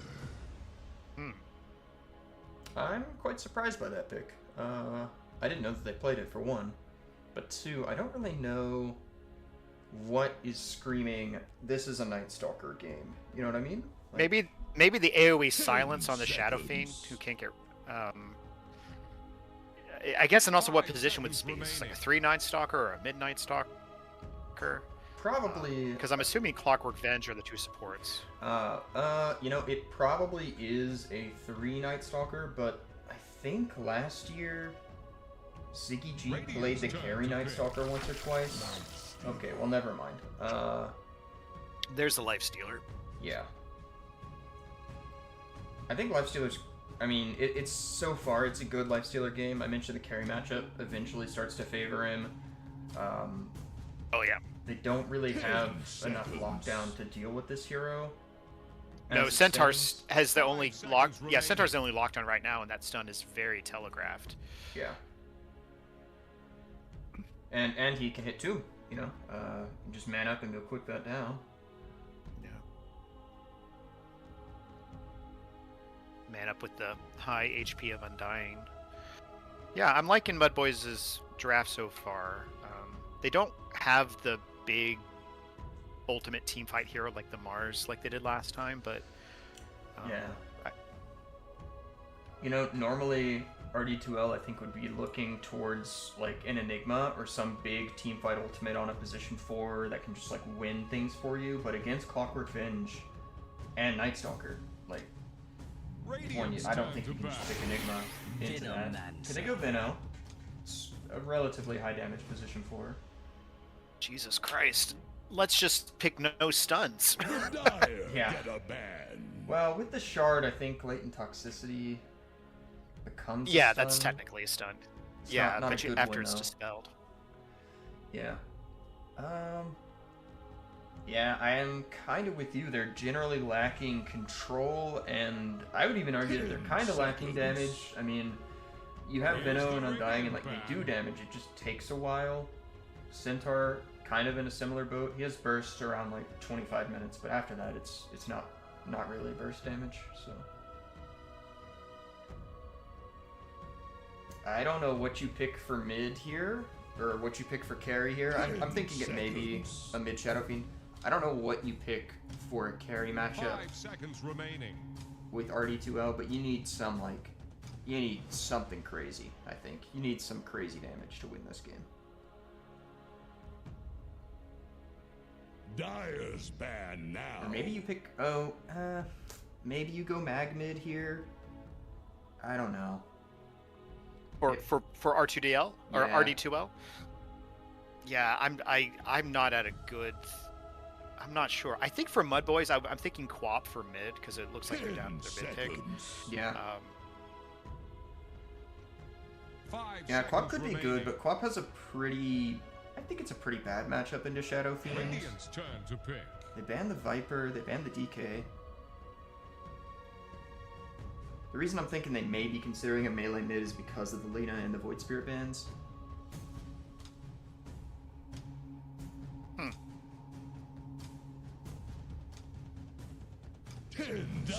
Pudge or something? Something weird like that? Enchantress. Enchantress, that could be mid. That could be mid. Yeah, because it's not carry Enchantress, most likely. So, I mean, yeah, obviously has a lot of survivability, can put out a lot of single target damage. 10 seconds. It's kind of cheese because there's a lot of mid heroes that just don't play well into that. I don't even Yeah, know. similar concept. What? Sorry, go ahead. I think the Storm pick is similar in concept to the Quap. Just they have so little lockdown on RD2L that Yeah. I think. Anyway, what you're saying, I think you were having a thought about Enchantress, or. Oh, I was just saying, yeah, I don't even know if Storm can sustain the impetus spam from Enchantress. I mean, Enchantress mid is kind of a cheese pick. Oh, she has the wrong. She has the other facet selected. If usually when you go the mid Enchantress, you go the other facet for the extra damage in lane, and you just scale. But I don't know. I think draft-wise, I think MUDBOYS have this one. Yeah, I agree. I think MUDBOYS has the more complete draft, and so let's see who is Yams is mid. So that's in. Yeah, so Gex is the 3 Night Stalker, I believe. Yes. Okay.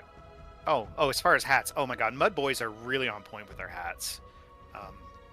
I think all of them look amazing. I have not seen that Clockwork set. That's great. Oh yeah. Like I said, I haven't. There's some sets I haven't seen because I took a little bit of time off, but everyone's looking really fine on both sides. But I would give it to MUDBOYS. Yeah, I do love that Centaur axe though. That's one of my favorite items in the game. Makes me wish that Centaur was a mid hero. Yeah, the problem is I think the rest of the Centaur's kind of basic, but the axe is amazing. Yeah. Okay, so yeah, I really hope it was not a visual bug. Maybe I'm wrong. Okay. Maybe I'm wrong, but I'm fairly sure that the other facet is what is preferred for the mid Enchantress. But then again, maybe you buy so much time with people trying to kill you that your Shadow Fiend's able to pump out the necessary damage. What does the other facet do? The other facet just makes Impetus do even more damage, basically. Or actually, no, that's not true. It's on targets that are hit with enchant, you have bonus attack range, I think, and bonus attack speed, maybe? Something like that. So you effectively... Oh, right. Yeah. You get to do more damage with Impetus, but it doesn't actually bump it, so... Right. So, I mean, this one, it looks like just more of defensive. Just wanted to make sure they sustain. I mean, my philosophy on facets are, for the most part, it's more of a personal choice, a flavor choice. You know, and whatever you feel is best for your personal game. But we will see. Yes. So... I generally think... Okay, so we've got the position 4 Venomancer. We've got the 5 Undying, like we were thinking it might be. You know, this might be an even worse lane matchup for Gex, because half of the time that you're in this lane, you're a melee creep. So, you're even more useless than a Largo who's not getting farm. And I really don't think that you have kill potential. Honestly, I expect Pocket to be just as farmed, if not more farmed, at the 10-minute mark this game. Yeah, I agree. I think, again, we should expect the Shadow Fiend to come out very well farmed from the lanes, and the question is, will they be able to have a little better team fight than in the last game? Yeah. You know, this mid matchup, here's the thing, right? Like, Storm Spirit, obviously, you know, Spirit heroes in general like to rotate, but Storm Spirit with the Galvanize, like, that kind of makes or breaks the hero. You kind of need to snowball. Like, if you ever find yourself, like, you know, below 5 Galvanize stacks or something, things are looking bad. And you really want to be able to just snowball this game and, like, roll everything up. I think the Enchantress is going to make his life hell around level 5. He's going to want to rotate, and I don't know who you go to kill that isn't Venomancer. I really think he's the only one that you can, or if you wait until, like, even later, like level 8 or something, maybe with the Night Stalker ult you guys can dive Shadow Fiend and something like this, but yeah, I don't think Yams has the easiest rotations this game. Yeah, I agree. Still, you know, Master Tier, Storm Spirit, so we will see what happens. Yeah. I mean, you know, we've paused. Claire evidently is taking a drugs break. I mean, we all have to. You know. And and drugs break is over. Fast acting drugs. Yes. Don't do them, kids. And we're off into this game 2 between putting the R in RD2L and the MUDBOYS. Pocket on the carry Shadow Fiend again. Jet Fuel can't melt steel memes on the Undying. Catsby rather, on the Centaur Warrunner. Claire on the mid Enchantress, and mid or Chin on the position 4 Venomancer. We've got a smoke coming out from the MUDBOYS in the top lane. No smoke yet used on the Radiant side. Just like last time, they seem to be on opposite sides of the map, but we'll see if they have another level 1 fight. Yeah, you know, they actually don't even have a smoke purchased on the Radiant. I think that they're just gonna defend high ground. They probably think their level 1 is a little bit better. I think both teams probably think that their level 1 is a little bit better because of how they're posturing. You know, I kept thinking about who does Storm Spirit gank. I will say, you know, he doesn't really care about Untouchable. So I'm just thinking about which heroes, you know, can get through that. Because Lifestealer, if he rages, Untouchable still affects him, correct? I think so. They've changed that interaction so many times over the years, I just don't remember. It says it pierces debuff immunity, so I'm going to assume yes. But Rage also, I think, still gives him attack speed. Nope, they changed that too. Alright. Yeah, Lifestealer. It's so funny for a relatively simple hero has had so many changes over the years. Yeah.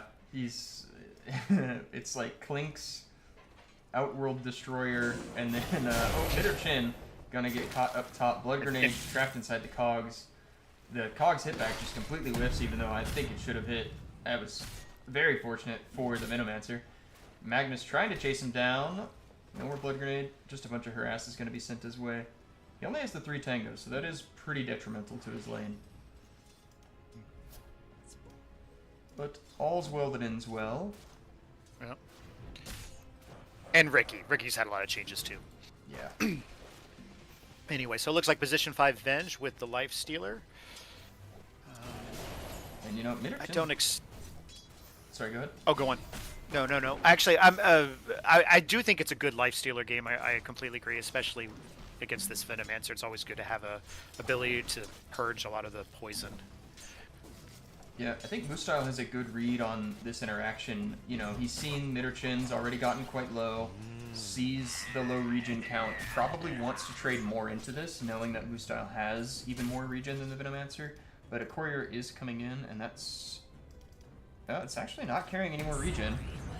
Yeah, another stun gets thrown out.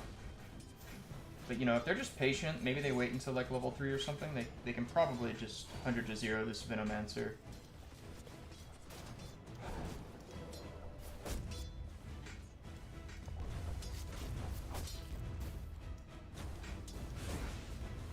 Pocket down bottom.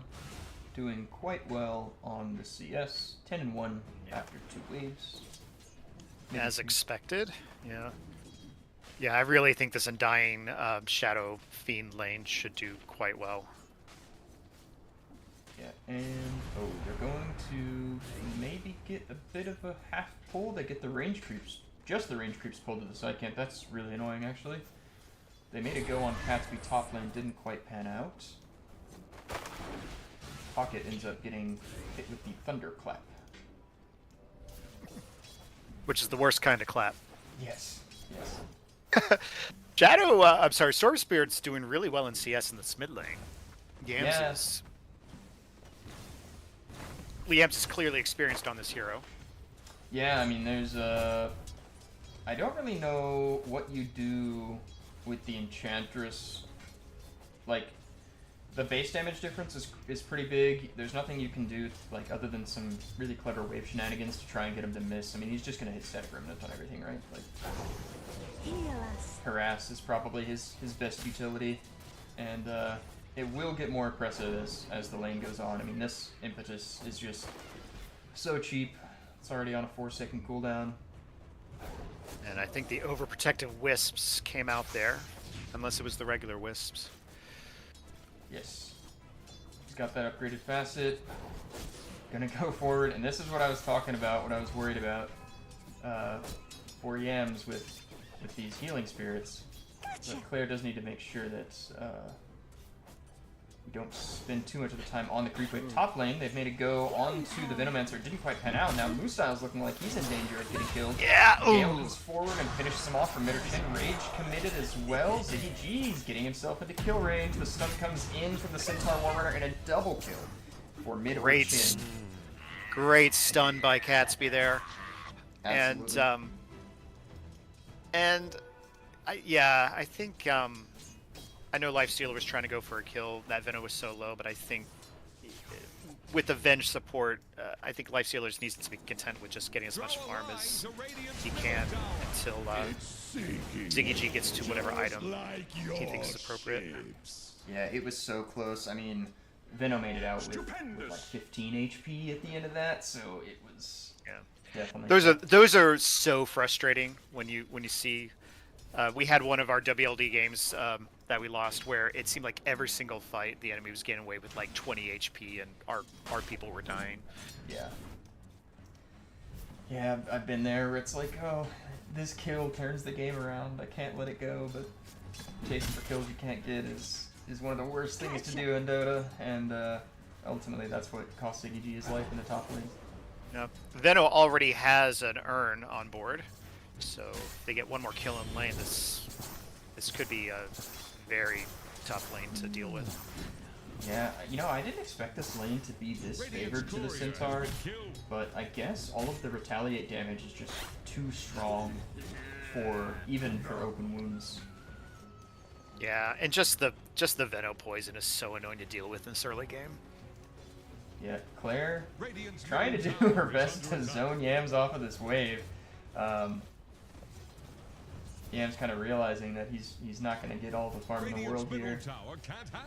She is going to beat him to level 6 just slightly, though Yams should get it off of this creep wave.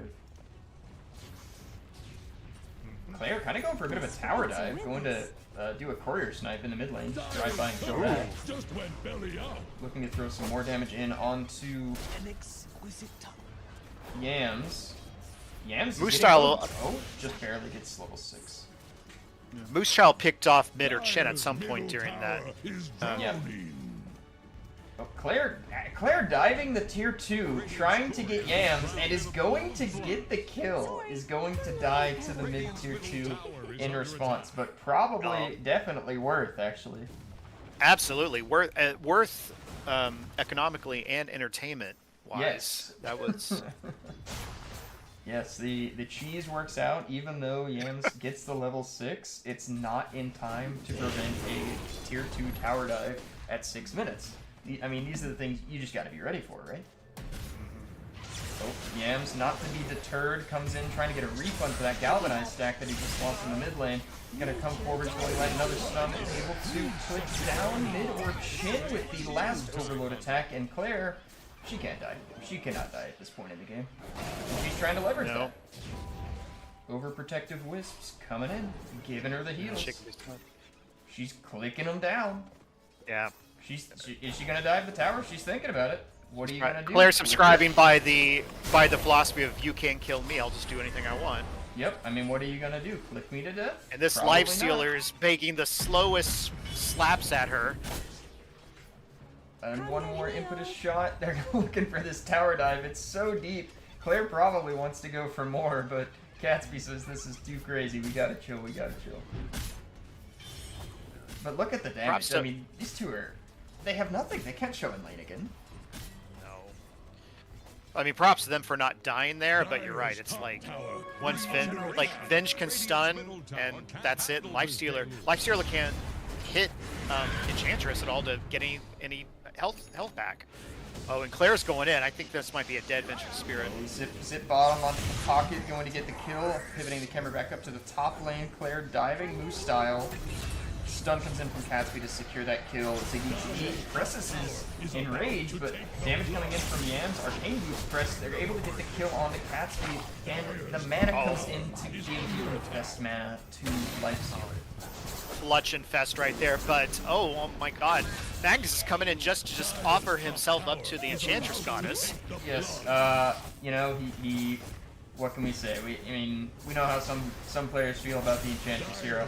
Anyway, zip back in from the Storm Spirit with the infested Lifestealer. They're going to put the click damage down onto mid or chin, and he will pass.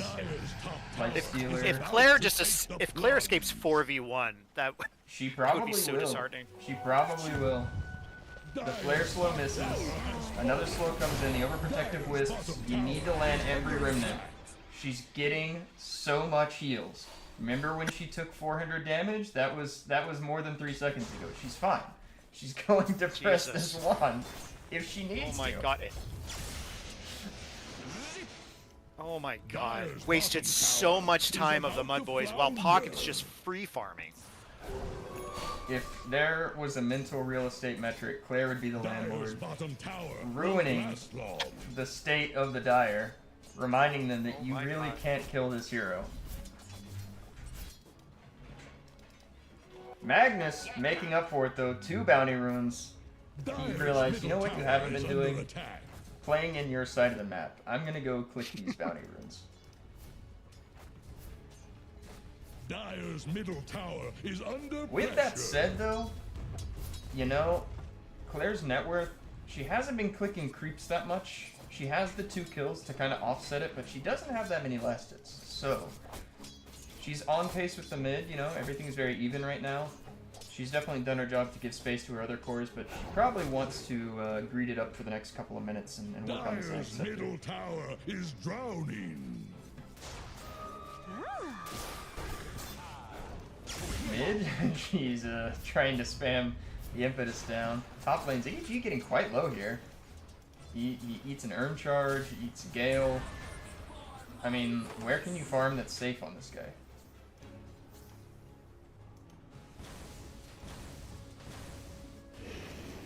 You know, all things considered. Sorry, go ahead. No, keep going. I was gonna say, all things considered, I expected this bottom lane to be better for Pocket. Jet Fuel Can't Melt Steel Memes is going to end up going down to the Night Stalker. You know, they didn't get a lot of kills in the last lane, but they definitely seem to have more money last game. Yeah, I think but now he's about to take this Ancient stack.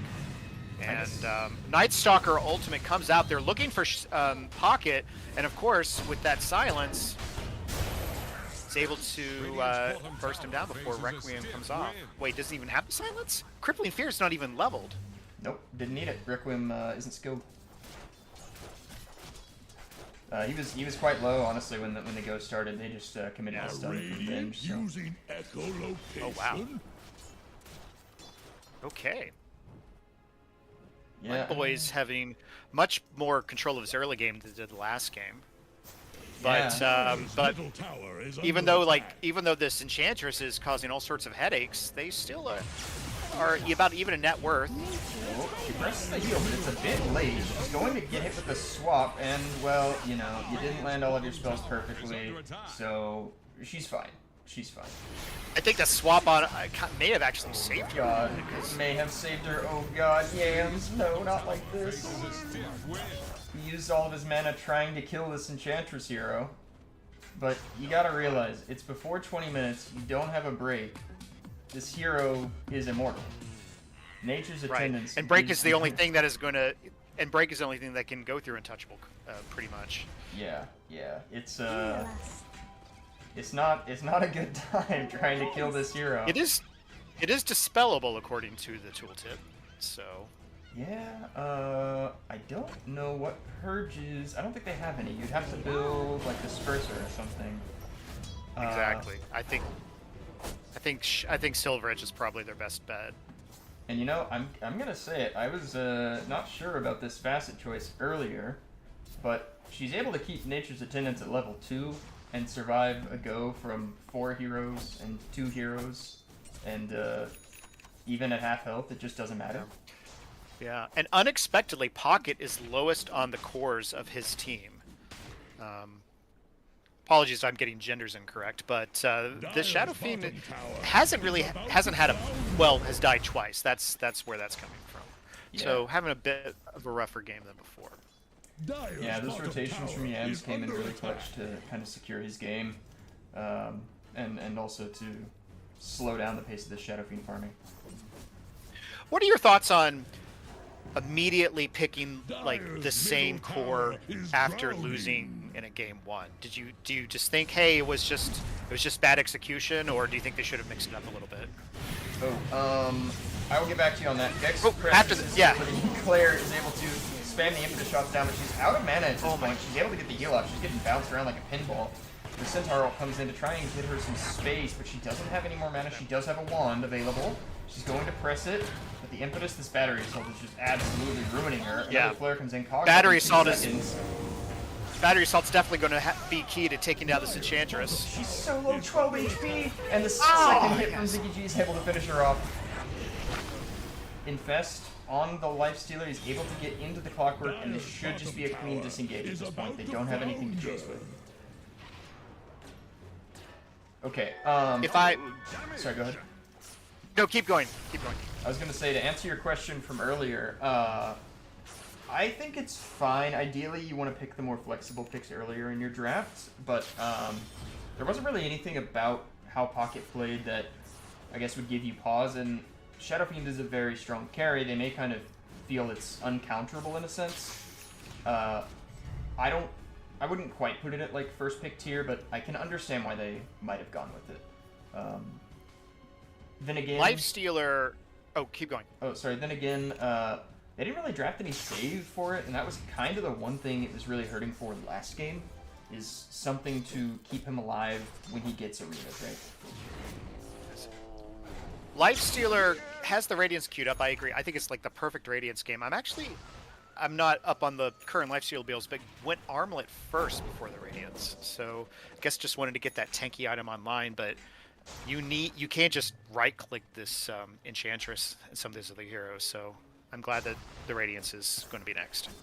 Yeah, I mean, you don't have a ton of attack speed on Enchantress, so those missed attacks from the Radiance are quite helpful when the damage is being pumped out by him. But his cat speed kind of getting gone on in the bottom lane. Flair's going to come in. Hook shot is available. He's going to throw in. Great shot. Great hook shot before they could get Stampede away. Yes. I think Catsby kind of realized that even if he presses the Stampede, you know, there's a 50% chance he just gets hit with that hook shot right after, so not worth committing the ult. Yeah, I'm surprised that he didn't push the button a little bit earlier, but, you know, who am I to judge? Let's see. Yams getting clicked. Gonna get hit with a stun. Good lord, that does a lot of damage. He has a shielder, and so he should be fine here. But then again, Enchant can dispel that, so maybe that's why he's holding it. Enchantress rushing a fast Ags. Yes. So the Sproink is quite good, and if I know what Claire is thinking, she may queue Mage Slayer or Witchblade immediately after this. No, not the Shard, Aghanim Scepters. Oh, you're right. You're totally right. Did they change that? Yeah. I I haven't played Enchantress in a while, so I'm just looking to see, because they're multiple creeps at a time, and then Enchantress roots an enemy. Okay. Yams having to spend 80% of his mana dodging Impetus, and it looks like Kip has stepped a bit too far forward. He's going to end up taking a ton of damage here, and he's going to end up going down here. Player pumping out the damage onto the Magnus, and next onto the Moonstyle. Gatsby comes in, lands the stun that's forcing the Infest play from the Lifestealer. Enchantress gonna dominate the creep that Lifestealer's in. She now has control of the creep, and he's going to to get out, and he's going to eat a stun to the face, but he presses the Enrage. They come in with the Silence on top of the Undying. He's eating a bunch of damage. He's coming out onto this. Yams zips back in. The Requiem. It's so late, but the last Impetus shot from Claire is going to finish off Lifestealer. All told, a slight advantage gained by RD2L there. They're still looking at pocket. Requiem is on cooldown. They're thinking about maybe a swap back play here. They land the stun on top of the Shadow Fiend. He's silenced, but it just flips over to daytime, and a ton of damage comes in. I don't even know what that was. Yams TPing in with its fresh set of mana. They jump forward onto Claire, and she isn't able to survive this amount of damage.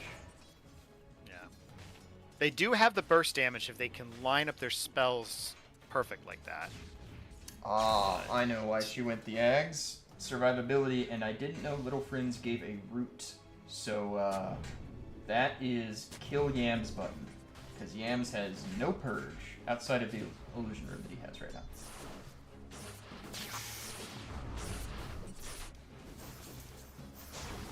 Alright, so, what do you think the next move is for RD2L? You know, it's weird looking at the core spread on net worth. You might think MUDBOYS are in the lead, but as far as towers are concerned, they definitely aren't.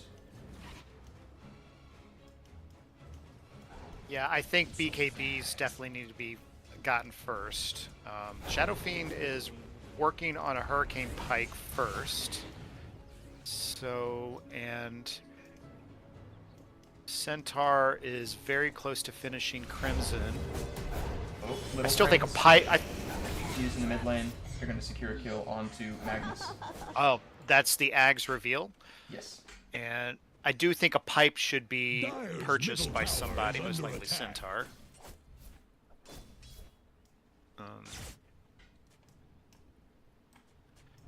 Venomancer already has a mech, so eventually that'll turn into Greaves, but they're working on Spirit Vessel first.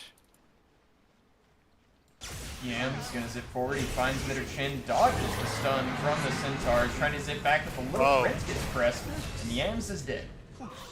Got rooted before the TP could finish. Yeah, I don't know how this little frenzy exactly works. It seems like, does it fire a projectile, or is it just a... It sounds like it looks like creeps, including neutral creeps. All creeps will attack the target too.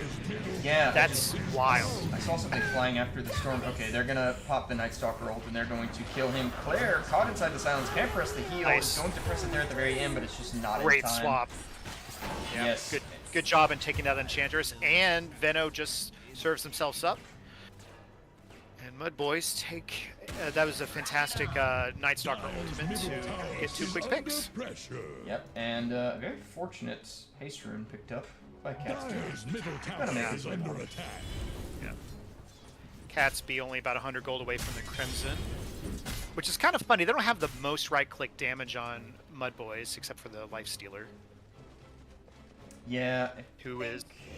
Oh, sorry, go ahead. No, I'm just saying, and Lifestealer is pretty much has the money for Radiance, and so that's even more just AoE magic damage coming out. Yeah, oh, you know what? I was wondering why the Enchantress died so quickly. Conda, complete on Gex. That's the only item he has. Double Bracer phase against Conda. So. Well, of course. I can't hate it. I mean, it's a core Enchantress. She's heavily... And disables their passives. Yeah, it's heavily... Conda reliant. probably an underpurchased item in the game. Yeah. I mean, you know, everybody's... I think a lot of Dota players are conditioned, if you've been playing for a long time, to think Break is only on Silver Edge, and kind of easy to forget as a caster, but with Conda now... Yeah, that's fair. Good avenue. And I've been, and it's, I should do it more because I've been buying a lot of Phylacteries recently, but I'm rarely upgrading them to Condas. I should start doing that more. Yam's kind of lurking. Has vision, knows Midderchin is nearby, thinking, is it safe for this to go, or are there a bunch of other heroes in the area? There kind of are a bunch of other heroes in the area. Yeah. So Yams is playing it safe, hiding in the trees, trying to see what happens. Looks... Oh, they're gating bottom, but they've hit both of these scans onto the hero's bottom, and Midderchin falls on a sword, goes through the portal, and meanwhile Yam zips forward. He's gonna have to get out of here. No blink stun available, already has missed it, unfortunately, on Radiant's bottom Yams. tower faces a stiff wind.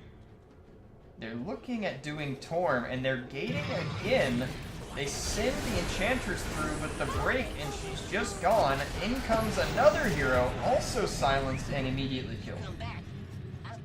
3 heroes on RD2L who die going through the gate, or next to the gate.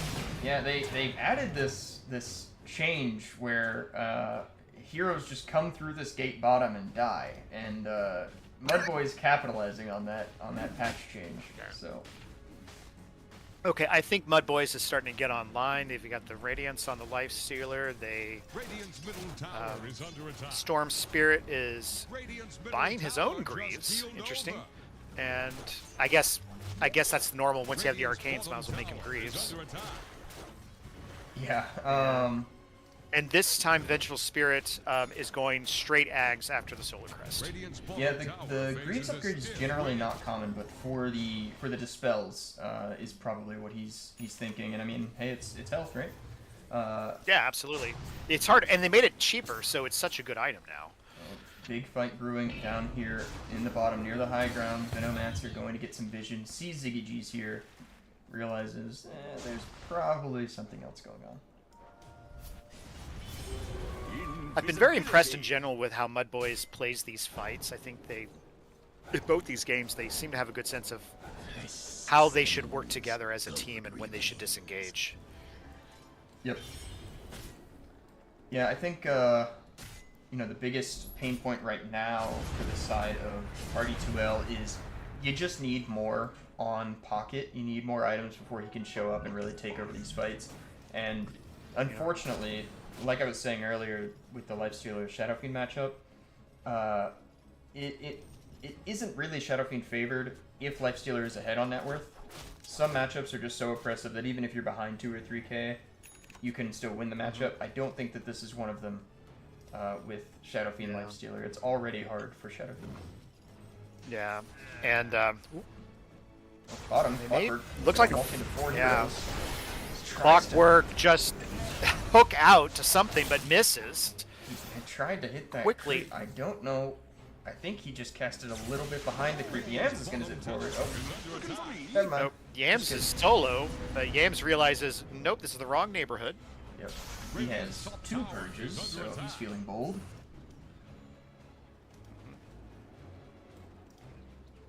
And you know, they just, I don't know that RD2L has what they need to take over a part of the map and just like own it for a little bit, at least not until Pocket has this BKB. And even then, it won't be easy with Gex just flying around in the back, putting break on people, being able to zip in and out of the trees and do damage. I really think. And I'm just wondering. Oh, go ahead. No, I'm just wondering if this Enchantress mid is going to have the effect they want. Yes, it's extraordinarily annoying in this early mid game, but once they get the tools, I don't know. I mean, we'll see. Yeah, I'm not super sure about the Orchid. I think the idea is, okay, now I have an Orchid and I have a Root, and he still only has the 1 purge, you know, kind of playing like that, yeah. But eventually Yams is just going to buy a BKB, and then this Orchid is going to become substantially less useful. Smoke play by MUDBOYS. Oh, yes. Up top. Claire farming rather deep. Hasn't been discovered yet. Smoke is actually going to break onto Catsby. The ult pop by Nightstalk. He's going to get the break in silence on top of Enchantress, but she's able to get away with the Centaur ult. She's able to turn around. She presses the heal. She presses the Orchid. She presses the Impetus. She presses the Little Friends on top of Gex. She gets swapped back. Catsby going to come forward. Yam's already out of mana, but they have been able to kill off the Enchantress. Stun dodge, but the Tombstone is still alive. Another round of Double Edge comes in and finishes off Moostau. Catsby trying to fight, but ooh, you do not win this into Life Stealer. He's big, he's bad, and he's clicking you down. Yeah, and Pocket wasn't there for any of that, so even though it looked like RD2L was making some good moves, they just didn't have their carry to come in for the major damage. Yep. I will be right back. I'm going to grab some more water. I'm going to set my camera to follow Yams, because once he has mana, he's going to want to keep this momentum up, I think. Sure. Well, let's take a quick item check on everyone. So Enchantress has Orchid, Ags, still brown boots. I assume they're going to stay like that for a while. Undying, working on Halberd, just to handle this Night Stalker and Life Stealer with a Naked Cloak, unless they have something in their Courier. Guardian Greaves finished up on Venomancer, as well as the Orchid, and has the materials for Spirit Vessel, just hasn't assembled them yet. Shadow Fiend has Hurricane Pike, has Mask of Madness,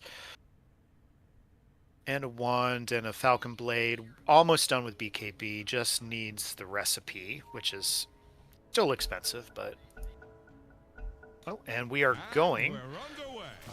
So anyway, and the Centaur has the Crimson Guard finished, has a Casual Cloak working on their own Aghanims for the Workhorse. That is a potential save. Life Stealer, like I said, Radiance finished, nothing queued up for there. Oh, it has a Sanj, so maybe probably Sanj and Yasha. Yeah, just had Sanj and Yasha flown out to them. Shadow Fiend has their own Guardian Greaves complete, as well as Kaya Sanj, as well as a Witchblade, nothing else queued up. Vengeful Spirit is halfway through her Ags, already has a Solar Crest and Clockwork. Finished Spirit Vessel, has Vanguard working on Crimson as well, and Drums. Huh. So a lot of utility items coming out from both teams. As soon as Shadow Fiend gets their BKB, they will be able to have more impact in these fights.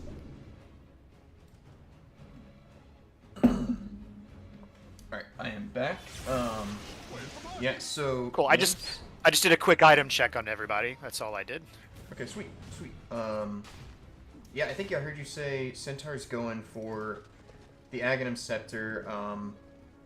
you know, the Ags is generally a good save, but especially when you have a ranged hero that can pump out damage after being saved, that's where it gets the most of its value.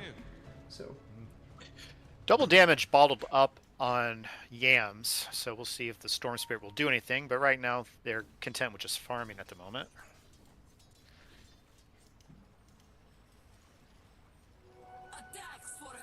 yeah, I mean, you've got a bit of a net worth advantage on the side of MUDBOYS. They probably feel pretty comfortable about the late game scaling of their lineup. I mean, Enchantress can become a menace with enough farm, but you know, you really kind of need like Moonshard, Pharasma, something like this. You're gonna ping out the Venge bottom. And a BKB, I'm surprised one's not queued up, because the only thing she's dying to is this magical burst damage. Yeah, but you can't dispel the break, I don't believe, so, oh, actually, looks like you can... Yeah, according to the tooltip, who knows if that's actually correct, but it doesn't, okay. yeah. The slow But, debuff is dispellable, the break is not. Got it. Radiant are scanning for enemies. Is that an auto pop, maybe? Oh, zips forward, finds the Centaur. That guy's not gonna die. Yams realizes as much and decides to back off. Well, we just shifted to nighttime, so we'll see if they make any moves with this Night Stalker. Claire gonna get yeeted by Roshan. Always funny. That was honestly one of my favorite changes they ever made, is putting Roshan with 2 caves, just to make the map a little more symmetrical, and it's always funny to see Roshan chuck someone up in the air. Yeah. It was one of the things that, oh, they're gonna blink forward, they find the Vengeful Spirit sitting alone in the jungle. She's just gone. She got it evaporated, so. Yeah. Yeah. Even an Aghanim's would not have saved her right then. Yeah. Yeah. It's kind of tough when you have pure damage auto attacks and massive physical damage auto attacks and all of the spell damage right there at once. They're going to zip forward, they're going to find Mitterkin, he's too far forward, and he's going to get absolutely deleted. I say that, it took a while for them to finish off the kill. Yam's going to end up getting rid of the negativity, investing able to zip back. Claire just got a ton of damage to the back. Gex able to provide a ton of vision, but he isn't quite able to finish anybody off yet. Tombstone still sitting in the back of the fight. The break is used up. They're going to throw the Enrage out. They're trying to get on top of the Shadow King. He's going to press the Mask of Madness. He's going to get rooted. He doesn't have enough damage. Oh, but he gets hit with a massive heal. Pocket able to click down. Ziggy G is able to keep the fight going. He's able to finish off the Shadow King. Now Ziggy G, life stealing up against the 2 strength cores, gets the open wounds off. Nobody's going to die here. At least not Ziggy G. Yams somehow dies in the midst of that chaos. Overall, it's a 4-for-2 trade. Gex earning a tip from Yams, and I think it's a well-earned tip because that AoE silence from the Night Stalker coming in, I think, did a lot of work. Yeah, at some point he realized that, I forgot that this did damage over time. At some point he realized that he was going to die and he just needed to commit to keep the silences going so that they won the fight. Yeah. And 10k damage done by the Lifestealer that fight. Lord knows how much of that was the Radiance. He just lived and lived and lived, and everyone just ticked down. Yep. Hit her chin. Gotta get wise to the Roshan attempt here. Yeah. They can contest this on Radiant. They're gonna throw the damage out on top of the clockwork. Claire flicking down both of the supports. Oh my god, this damage is so crazy. That's disgusting. Meanwhile, Lifestealer clicking people in the back. He's gotten himself kind of away from the team. The Infest comes out with the Ags inside of Mitter Chin, getting healed up. The final bit of damage is going to finish him off. And the Enraged TP out. Well played by Lifestealer to get out of there. Yep. I mean, that was... Claire practically solo killed the 2 MUDBOYS supports, and now they're going to have the untouchable tank for Roshan. Claire, hearing the doubts that I said earlier about this Enchantress, decides to basically solo MUDBOYS. Oh, Yams is thinking about an Aegis Steel. He's thinking about it, but they've got vision. They know he's up to something. Yeah, Can he think you sense just gotta it? let it go. He zips, and he gets Orchided immediately. Can he heal? He gets hit with the purge from his own Guardian Greaves, and he zips out. Wasn't even close, guys. No reason to stress. It was fine. Yeah, that was a totally rational, reasonable mood. Yeah, it was worth, guys. I know what he's saying to his team right now. So. I lived. It was okay. Yeah. See, nobody died. It worked out. Jackpot. But.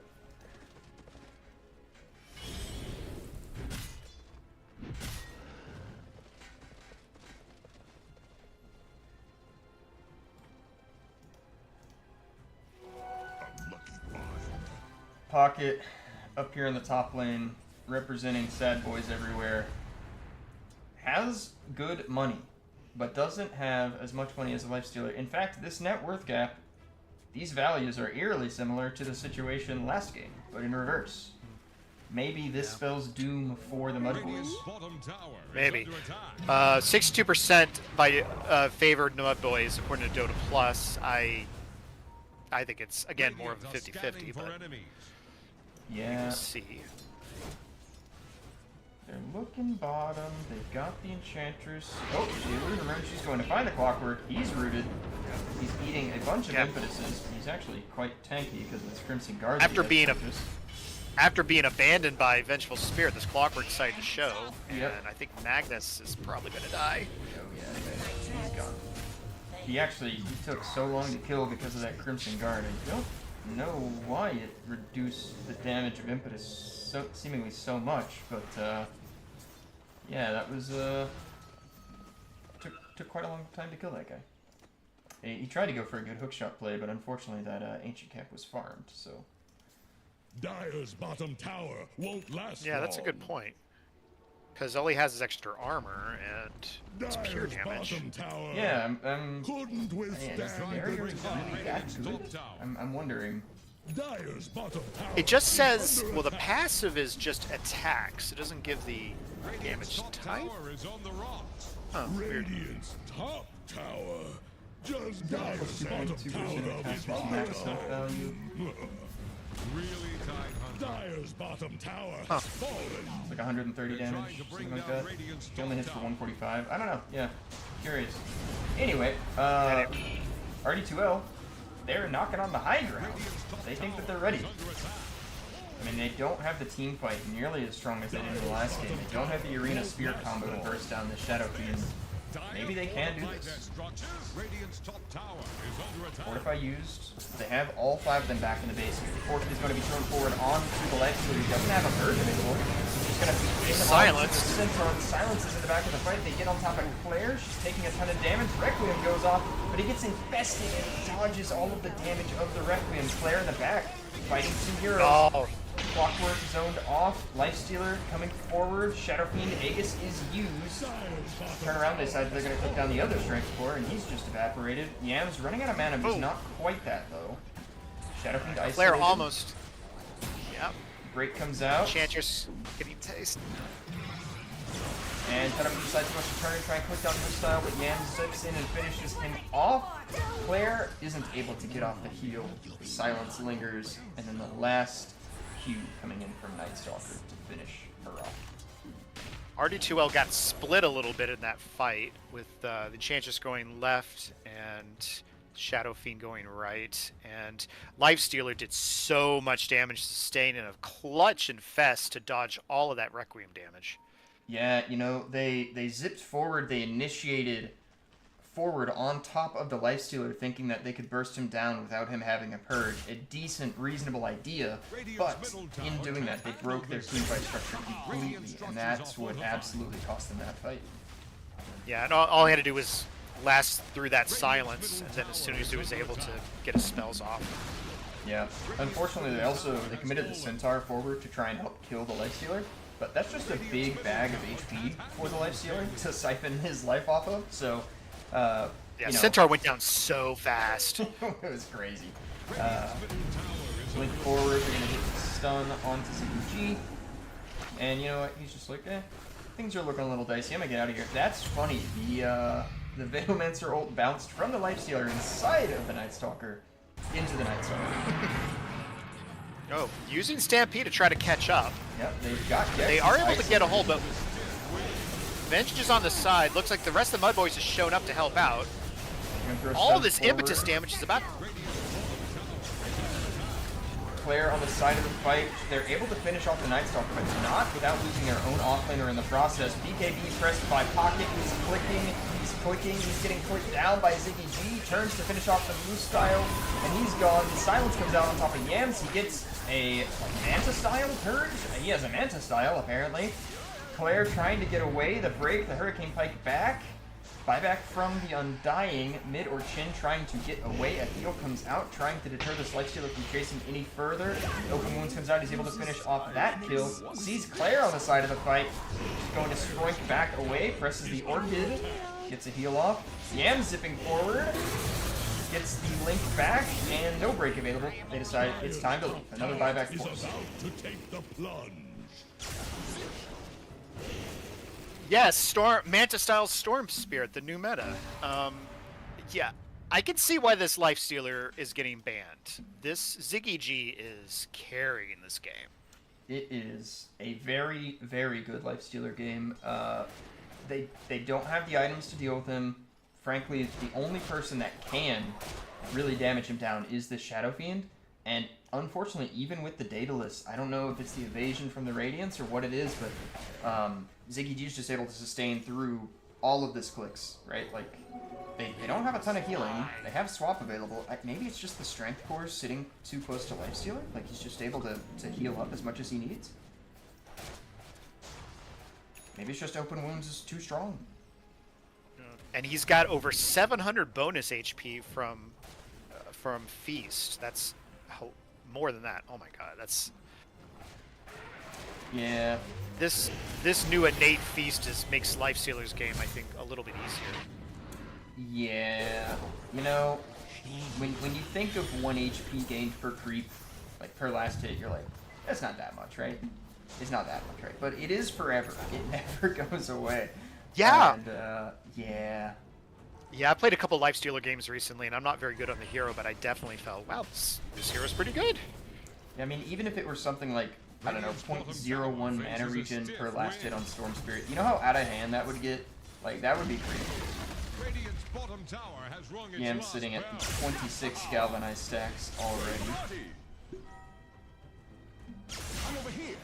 I mean, he's kind of at the point where he has what he needs. You know, they don't have to lock him. It's kind of crazy that he's able to play this game and he has no need at all. Yeah, yeah. Harpoon on Night Stalker, I think that's great to help with the catch, especially on the Enchantress. Yep. They're gonna spot Yams briefly, maybe. Yams gonna sit on this high ground. Yep, they find him. Orchid it, standing still. Turns to zip away. Manta's away. Fantastic stun, but they don't have to do that. He's fine. I am shocked Venomancer has not bought the shard yet. With all the dispels, you'd want like that free stun, right? Yeah, that would be very ideal in this game. I'm not 100% sure of the interaction with Manta style, if it stuns you after the Manta, I guess? It's any dispel, as I recall, so I'd assume it would be after the Manta. Yeah, but you got that invulnerability for like half a second, so I'm not sure which wins in this situation. Yeah, yeah. Invulnerability is... I would imagine the stone would go through. I don't know. Let's see if they purchase it, and we'll find out. Yep. Going for the Hex instead, though, recognizing that they do need lockdown, but to your point, not valuing the shard enough to purchase it. I mean, Hex is a great item, but it's also very expensive. Yeah, it's a long ways off. It looks like MUDBOYS are maybe starting to meander top, thinking about pushing down this tier 2 tower. Enchantress's Courier's going to come in, finishes the Bloodthorn, and they're clicking Centaur. Clickmail press. Centaur won't press right as he gets done. Tyler, unfortunate. They're chasing. Range use, so. Okay, I put a. Work it off, the swap back. Perfect defensive swap, especially with Rage on cooldown. Gex hitting a ton of damage. Moose style ends up going down. Enchantress trying to click away at the Vengeful Spirit. The Requiem on the side, but the just enrage TP out. You have 0 piercing stuns. Infested Centaur to get the HP back. Yep. dodged the stun with the rage and got out of there. Meanwhile, in the bottom lane, Yams has ratted himself a tower and a barracks. He wasn't even there for that fight. That's rough. Okay. Okay. Even though that fight was good for RD2L. Oh, Yams trying to solo kill Pocket. He's 1v2ing. BKB pressed. He starts clicking on to Storm, and I mean BKB forced Yams. He might go back in on this. He's thinking about it. He is thinking about it.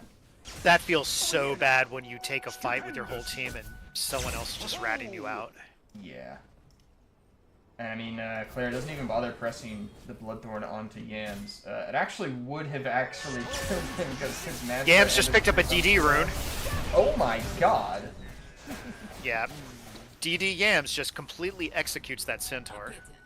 Yeah, the double damage, the overload attack bounce with Lifestealer and him clicking just evaporates Centaur.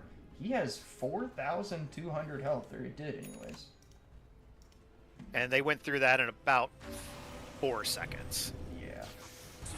Looking back to the Roshan pit. This is also dying rather quickly. I think it's safe to say MUDBOYS are favored at this stage of the game. Yeah, you know, I don't know. You really need Yams to just take like 3 or 4 back-to-back deaths for this to start to feel more balanced. Pocket, he has Scotty, which is really good this game. He has the Hurricane Pike, which he needs to deal with the Clockwork and deal with the Venge. He has the Daedalus, but I don't know. Maybe it's time for Rapier. I don't know what you buy, but you need something to kill these tiny windows. Yeah, this Mask of Madness probably needs to be turned into something else or something. But we will. They're going to have to make this defense on the top barracks. Zip forward from Yams, trying to solo kill mid or chin. He gets the Guardian Greaves off. They put the break on top of the Shadow Fiend. He's throwing the snowballs at Gex. The infinite shots are coming in. He's taking quite a bit of damage. Their barracks, meanwhile, are just dying. ZG backing up. Yams trying to click the barracks down, and they just got a barracks and almost a full second one. And they didn't commit anything for it other than Night Stalker roll. Zip forward from Yams, catches the Undying. ZG getting a ton of damage from these impetus shots. He has to be careful. Hookshot comes out trying to keep the Enchantress in place. Clockwork ends up feeding in the back of this fight.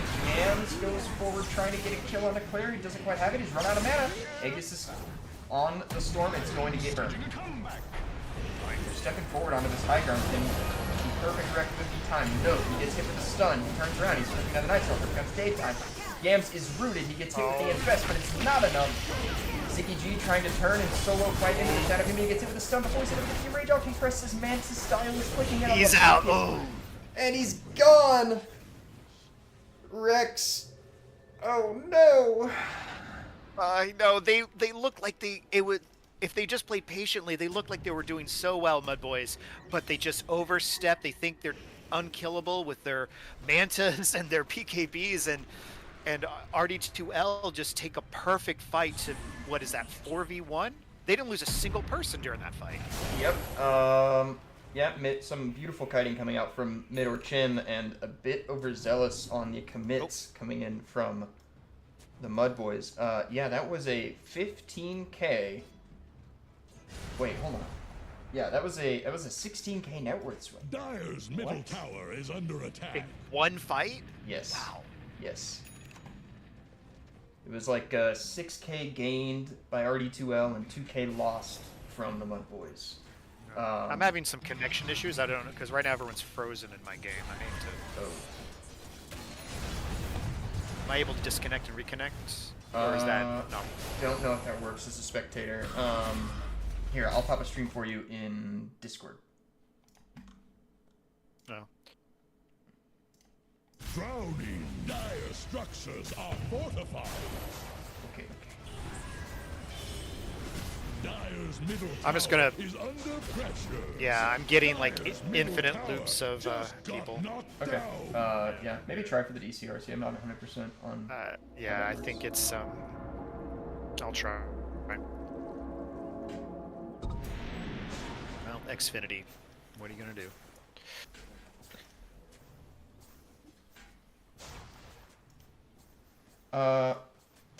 RD2L, they push forward. They're able to clean up just one tower from that fight. Smoke comes out from the MUDBOYS. They're looking for something down in their triangle. They find an Undying. Hex comes out on top of the Lifestealer. He eats a bunch of infinite shots here in the back. They zip forward. They get on top of Bitter Chin. The Overlord attack bounce is nearly bursting down, but it's not quite enough. Gex comes in, puts the break on top of the Enchantress, trying to quick her down, but the break expires, and Claire is fine. Bitter Chin is also fine, but they end up losing an Undying. Pocket clicking in on top. Gets hit with the Aghanim's disarm from the Lifestealers, and he gets picked up. The Requiem comes out and fears 3 of them. Amazing. Yams gets out, though. Is it enough? The Hurricane Pike on top of Ziggy G pushes him back a little bit. Everybody's clicking everything that they have on top of Ziggy G, but it's not quite enough. He's got 2 big strength forces sitting right in front of him, and they're giving him all the help he needs. Swap comes out. Yams has 100 HP, 200 mana, gets seen, zips up to the high ground, gets hit with a Spirit Urn, and is going to die from Catspy's stun. They turn around. Ziggy G clicking down on top of Claire. It's a 2v3 at this point because a buyback has come in from the Undying. The disarm infest into Catspy, and he's gone too. Ultra kill for Ziggy G, and the net worth stays the same. Somehow, it was a 9k lead before this fight. It's a 9k lead after this fight. Okay. I reconnected it. It looks like I'm back live. That's good.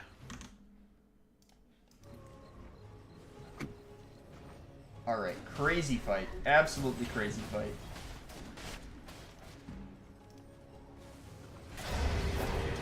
Bloodthorn pressed by Claire. Gex, oh my god, that Bloodthorn burn nearly kills him. He's got BKB in 2 seconds. He may be thinking about going for a crazy play here. Disarm onto the Lifestealer. Bloodthorn comes out. The hookshot comes out to try and buy some time. Undying getting put down. He's going to pass. That is his dieback. Centaur buys back in. Yep, buyback from the Centaur. Infinite shots raining down on top of the Clockwork. He's eating so much damage. All of the creeps nearby trying to kill him.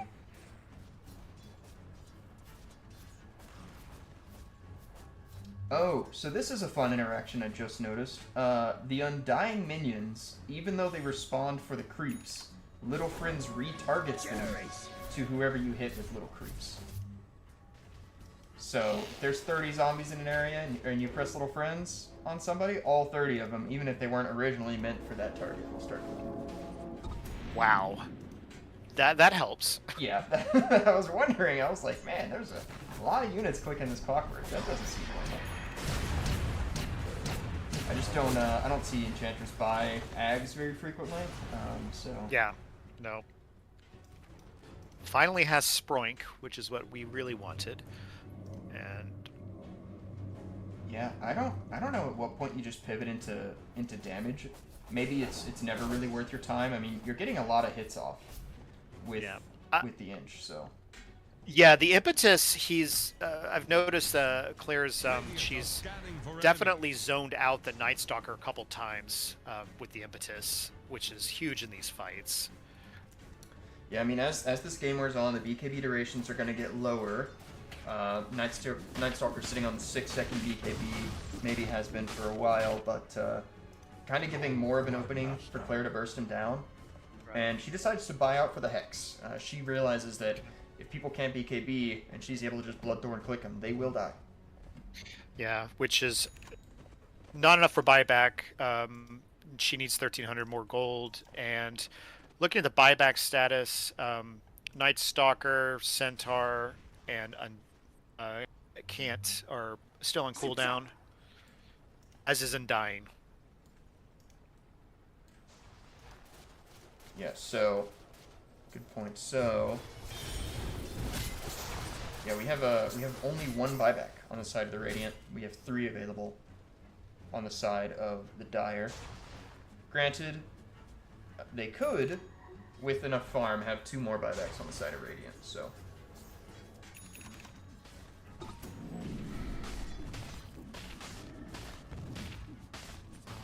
Lifestealer with a Scotty of his own.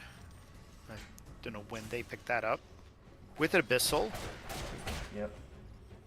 And I think, although RD2L has certainly brought this game back a little bit, the lack of lockdown, of really hard lockdown on their side, is kind of biting them in the ass. Veno does have their sheep stick now, as does Enchantress, so that will help a lot. Oh, and the shard. And Undying. And the shard, finally. So, you know, why draft heroes with stuns when you can buy 3 sheep sticks at I mean, right? 53 minutes? Oh, Yams? Is he gonna get hit with the infinite sheep stick combo? It looks like it. The stun held, he's gone. He's gone. They're gonna zip forward, they're gonna try and find Moose style. Lotus Orb press. Unfortunately, that will not deter.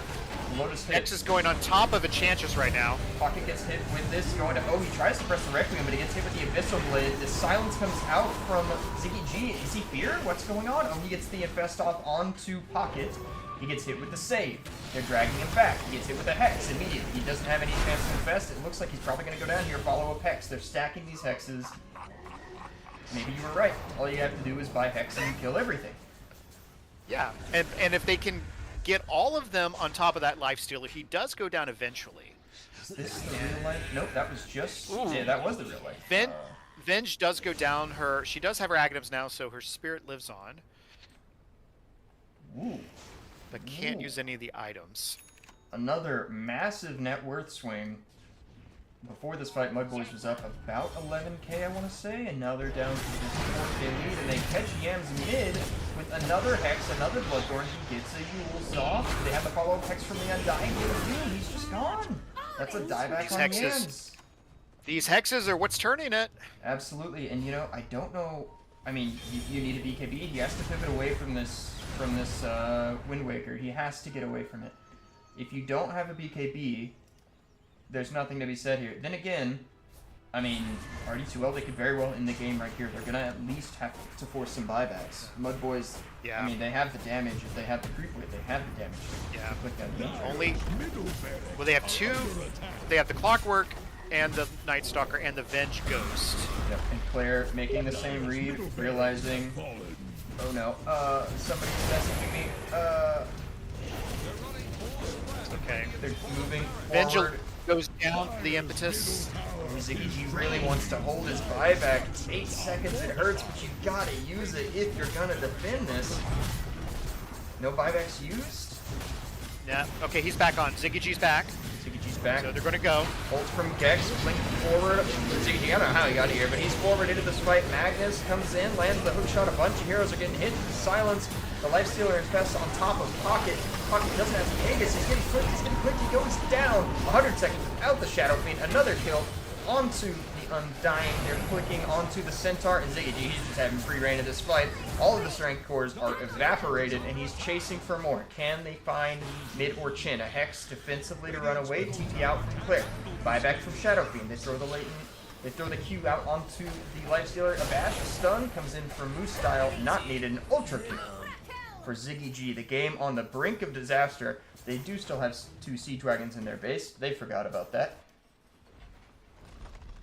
And Ziggy G still preserves his buyback. It's true.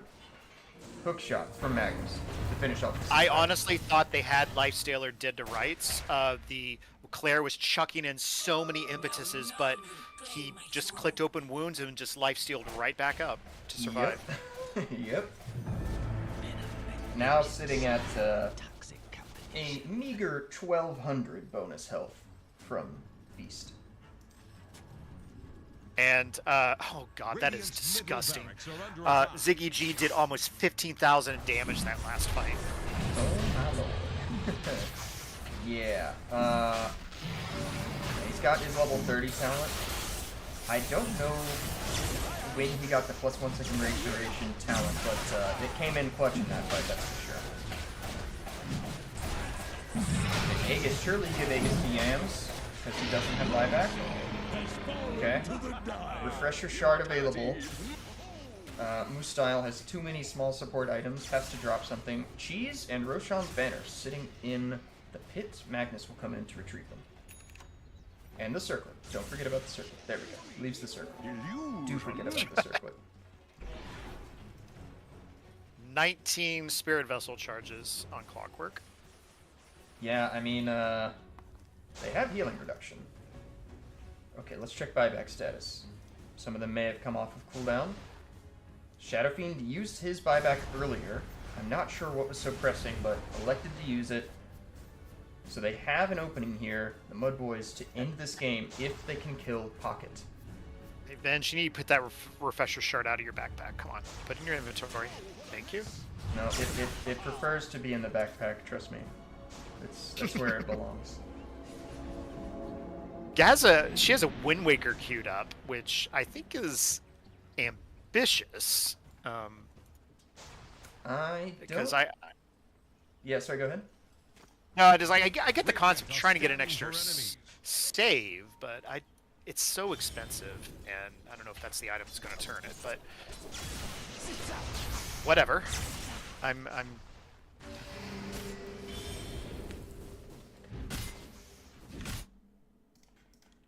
They're a better player than me, and it looks like MUDBOYS is going to push bottom here. I don't know if they're going to go mid. A large amount of Veno wards defending this middle lane of Rax. A healthy amount, and he has the 2.5 times Plague Ward HP / damage down. I haven't seen this one in so long. Noxious Plague Aura reduces 200 attack speed? Brother. And naturally... Oh, it doesn't pierce debuff immunity. I was gonna say, if it did, oh man, there's no way you don't take that, right? Yeah, against a Lifestealer, sure, absolutely. Yeah. It might honestly still be good, because he's only, I mean, he is debuff immune for a long time, but there are 10 seconds where he's not. So, anyway. And Venomous Gale lasts 15 seconds. That's a... Sustains, gold remains.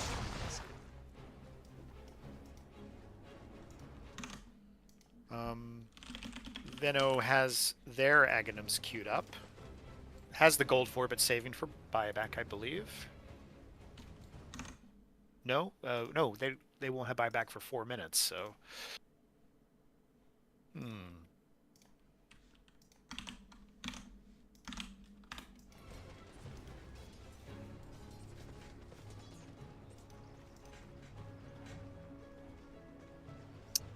Undying has the Aghanim shard, so they can put someone in the tombstone, which is always fun. Yes, so... Okay, you know, I mean, honestly, Jet Fuel Can't Melt Steel memes, not the highest net worth this game, but these hexes have led to some of the most impactful kills, making them respected. 60-minute items have come out. Meteor Hammer up on the Night Stalker. Moose Style thinking about his pick. And, dang, Ziggy must have had a really poor selection. Ends up going Player's votes out with the food facet. Break on top of Claire, but she's going to get burst down. She's dead. She instantly is going to have to buy back. They get the Aghanim Scepter on top of the Shadow Fiend. He gets saved by Gatsby. Another zip in from the Storm Spirit. Another hook shot in. And all of the damage is getting pumped up by Claire in the back. She's clicking down on top of Gex. Gex is going to go down. Another Aghanim zip forward from the Storm Spirit. He's going to catch a bunch of heroes in the back. Motorsword return. The Requiem comes out. It's spearing away the Vengeful Spirit. She has swap available, but she isn't quite able to save Lifestealer, at least not yet. Aghanim Scepter comes out. He's dead. Another zip forward from Gans. He gets a massive Electric Vortex on top of 4 heroes. Pocket is dead. Yam zipping forward, trying to finish off Claire in the back of the fight. She's going to go down as well. That is her dieback, and this is looking to be another MUDBOYS victory. The Infest comes out on top of these. Another Electric Vortex. Ultra kill.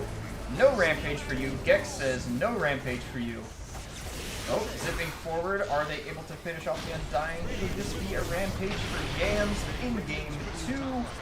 He uses himself for no reason. A rampage to finish off an amazing game 2.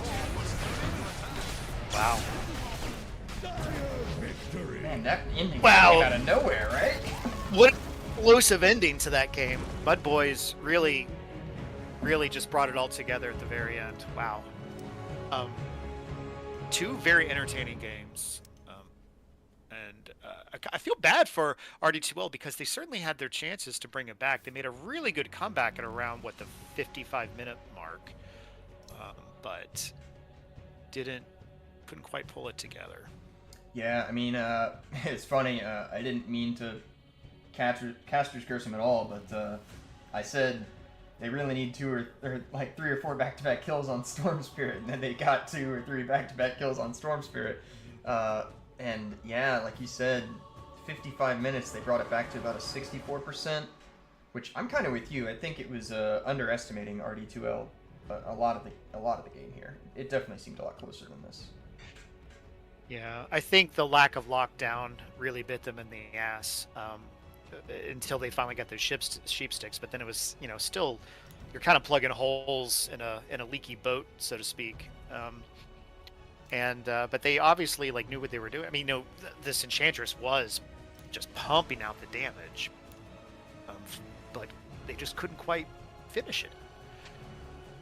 Yeah, I mean, Claire definitely did damage.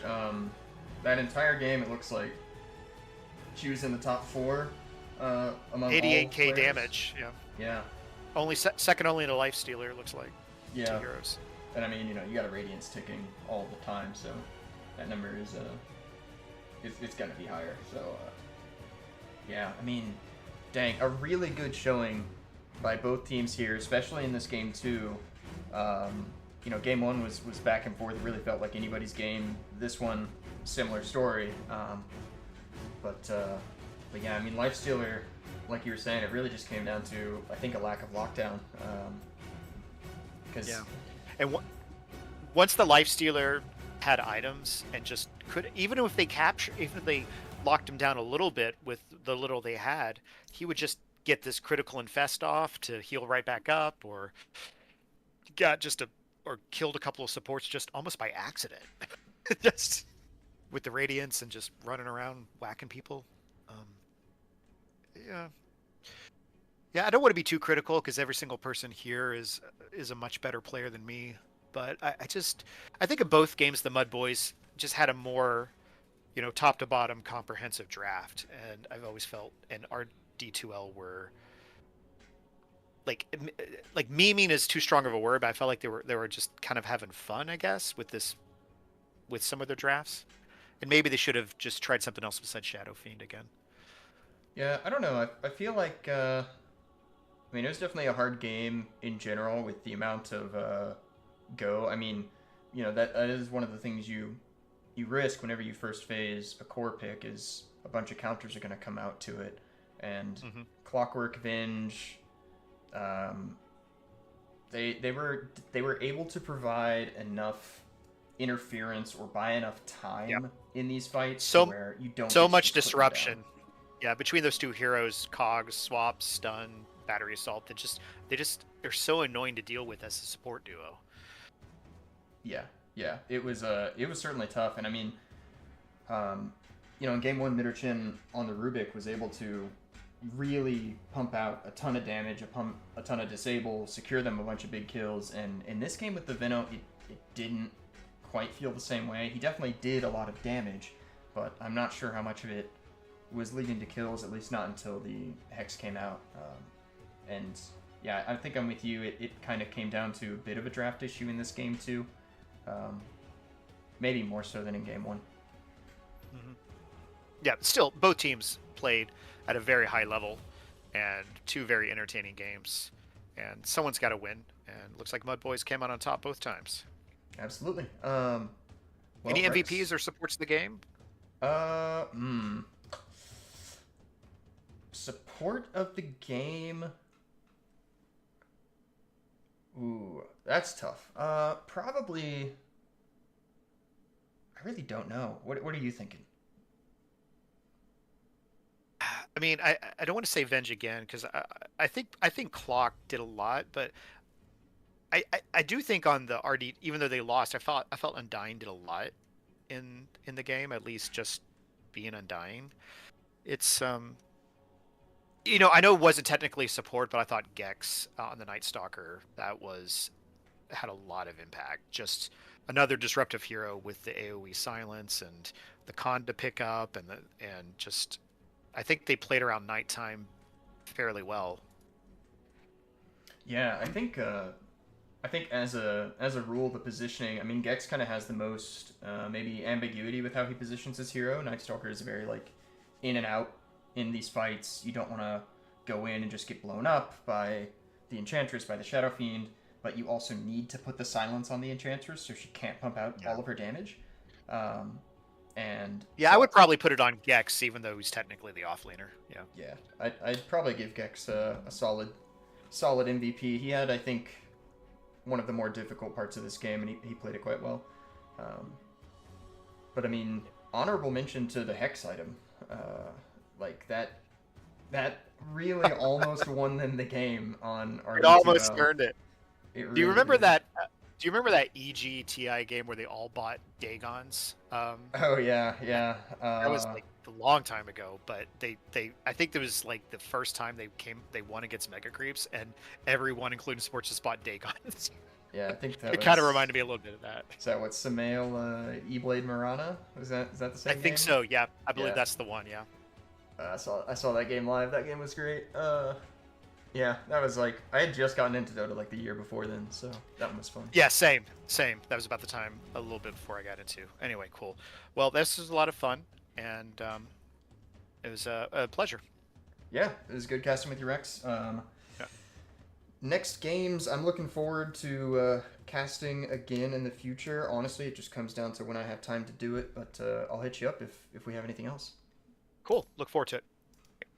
Take care. Thanks everybody Bye. for watching. See ya.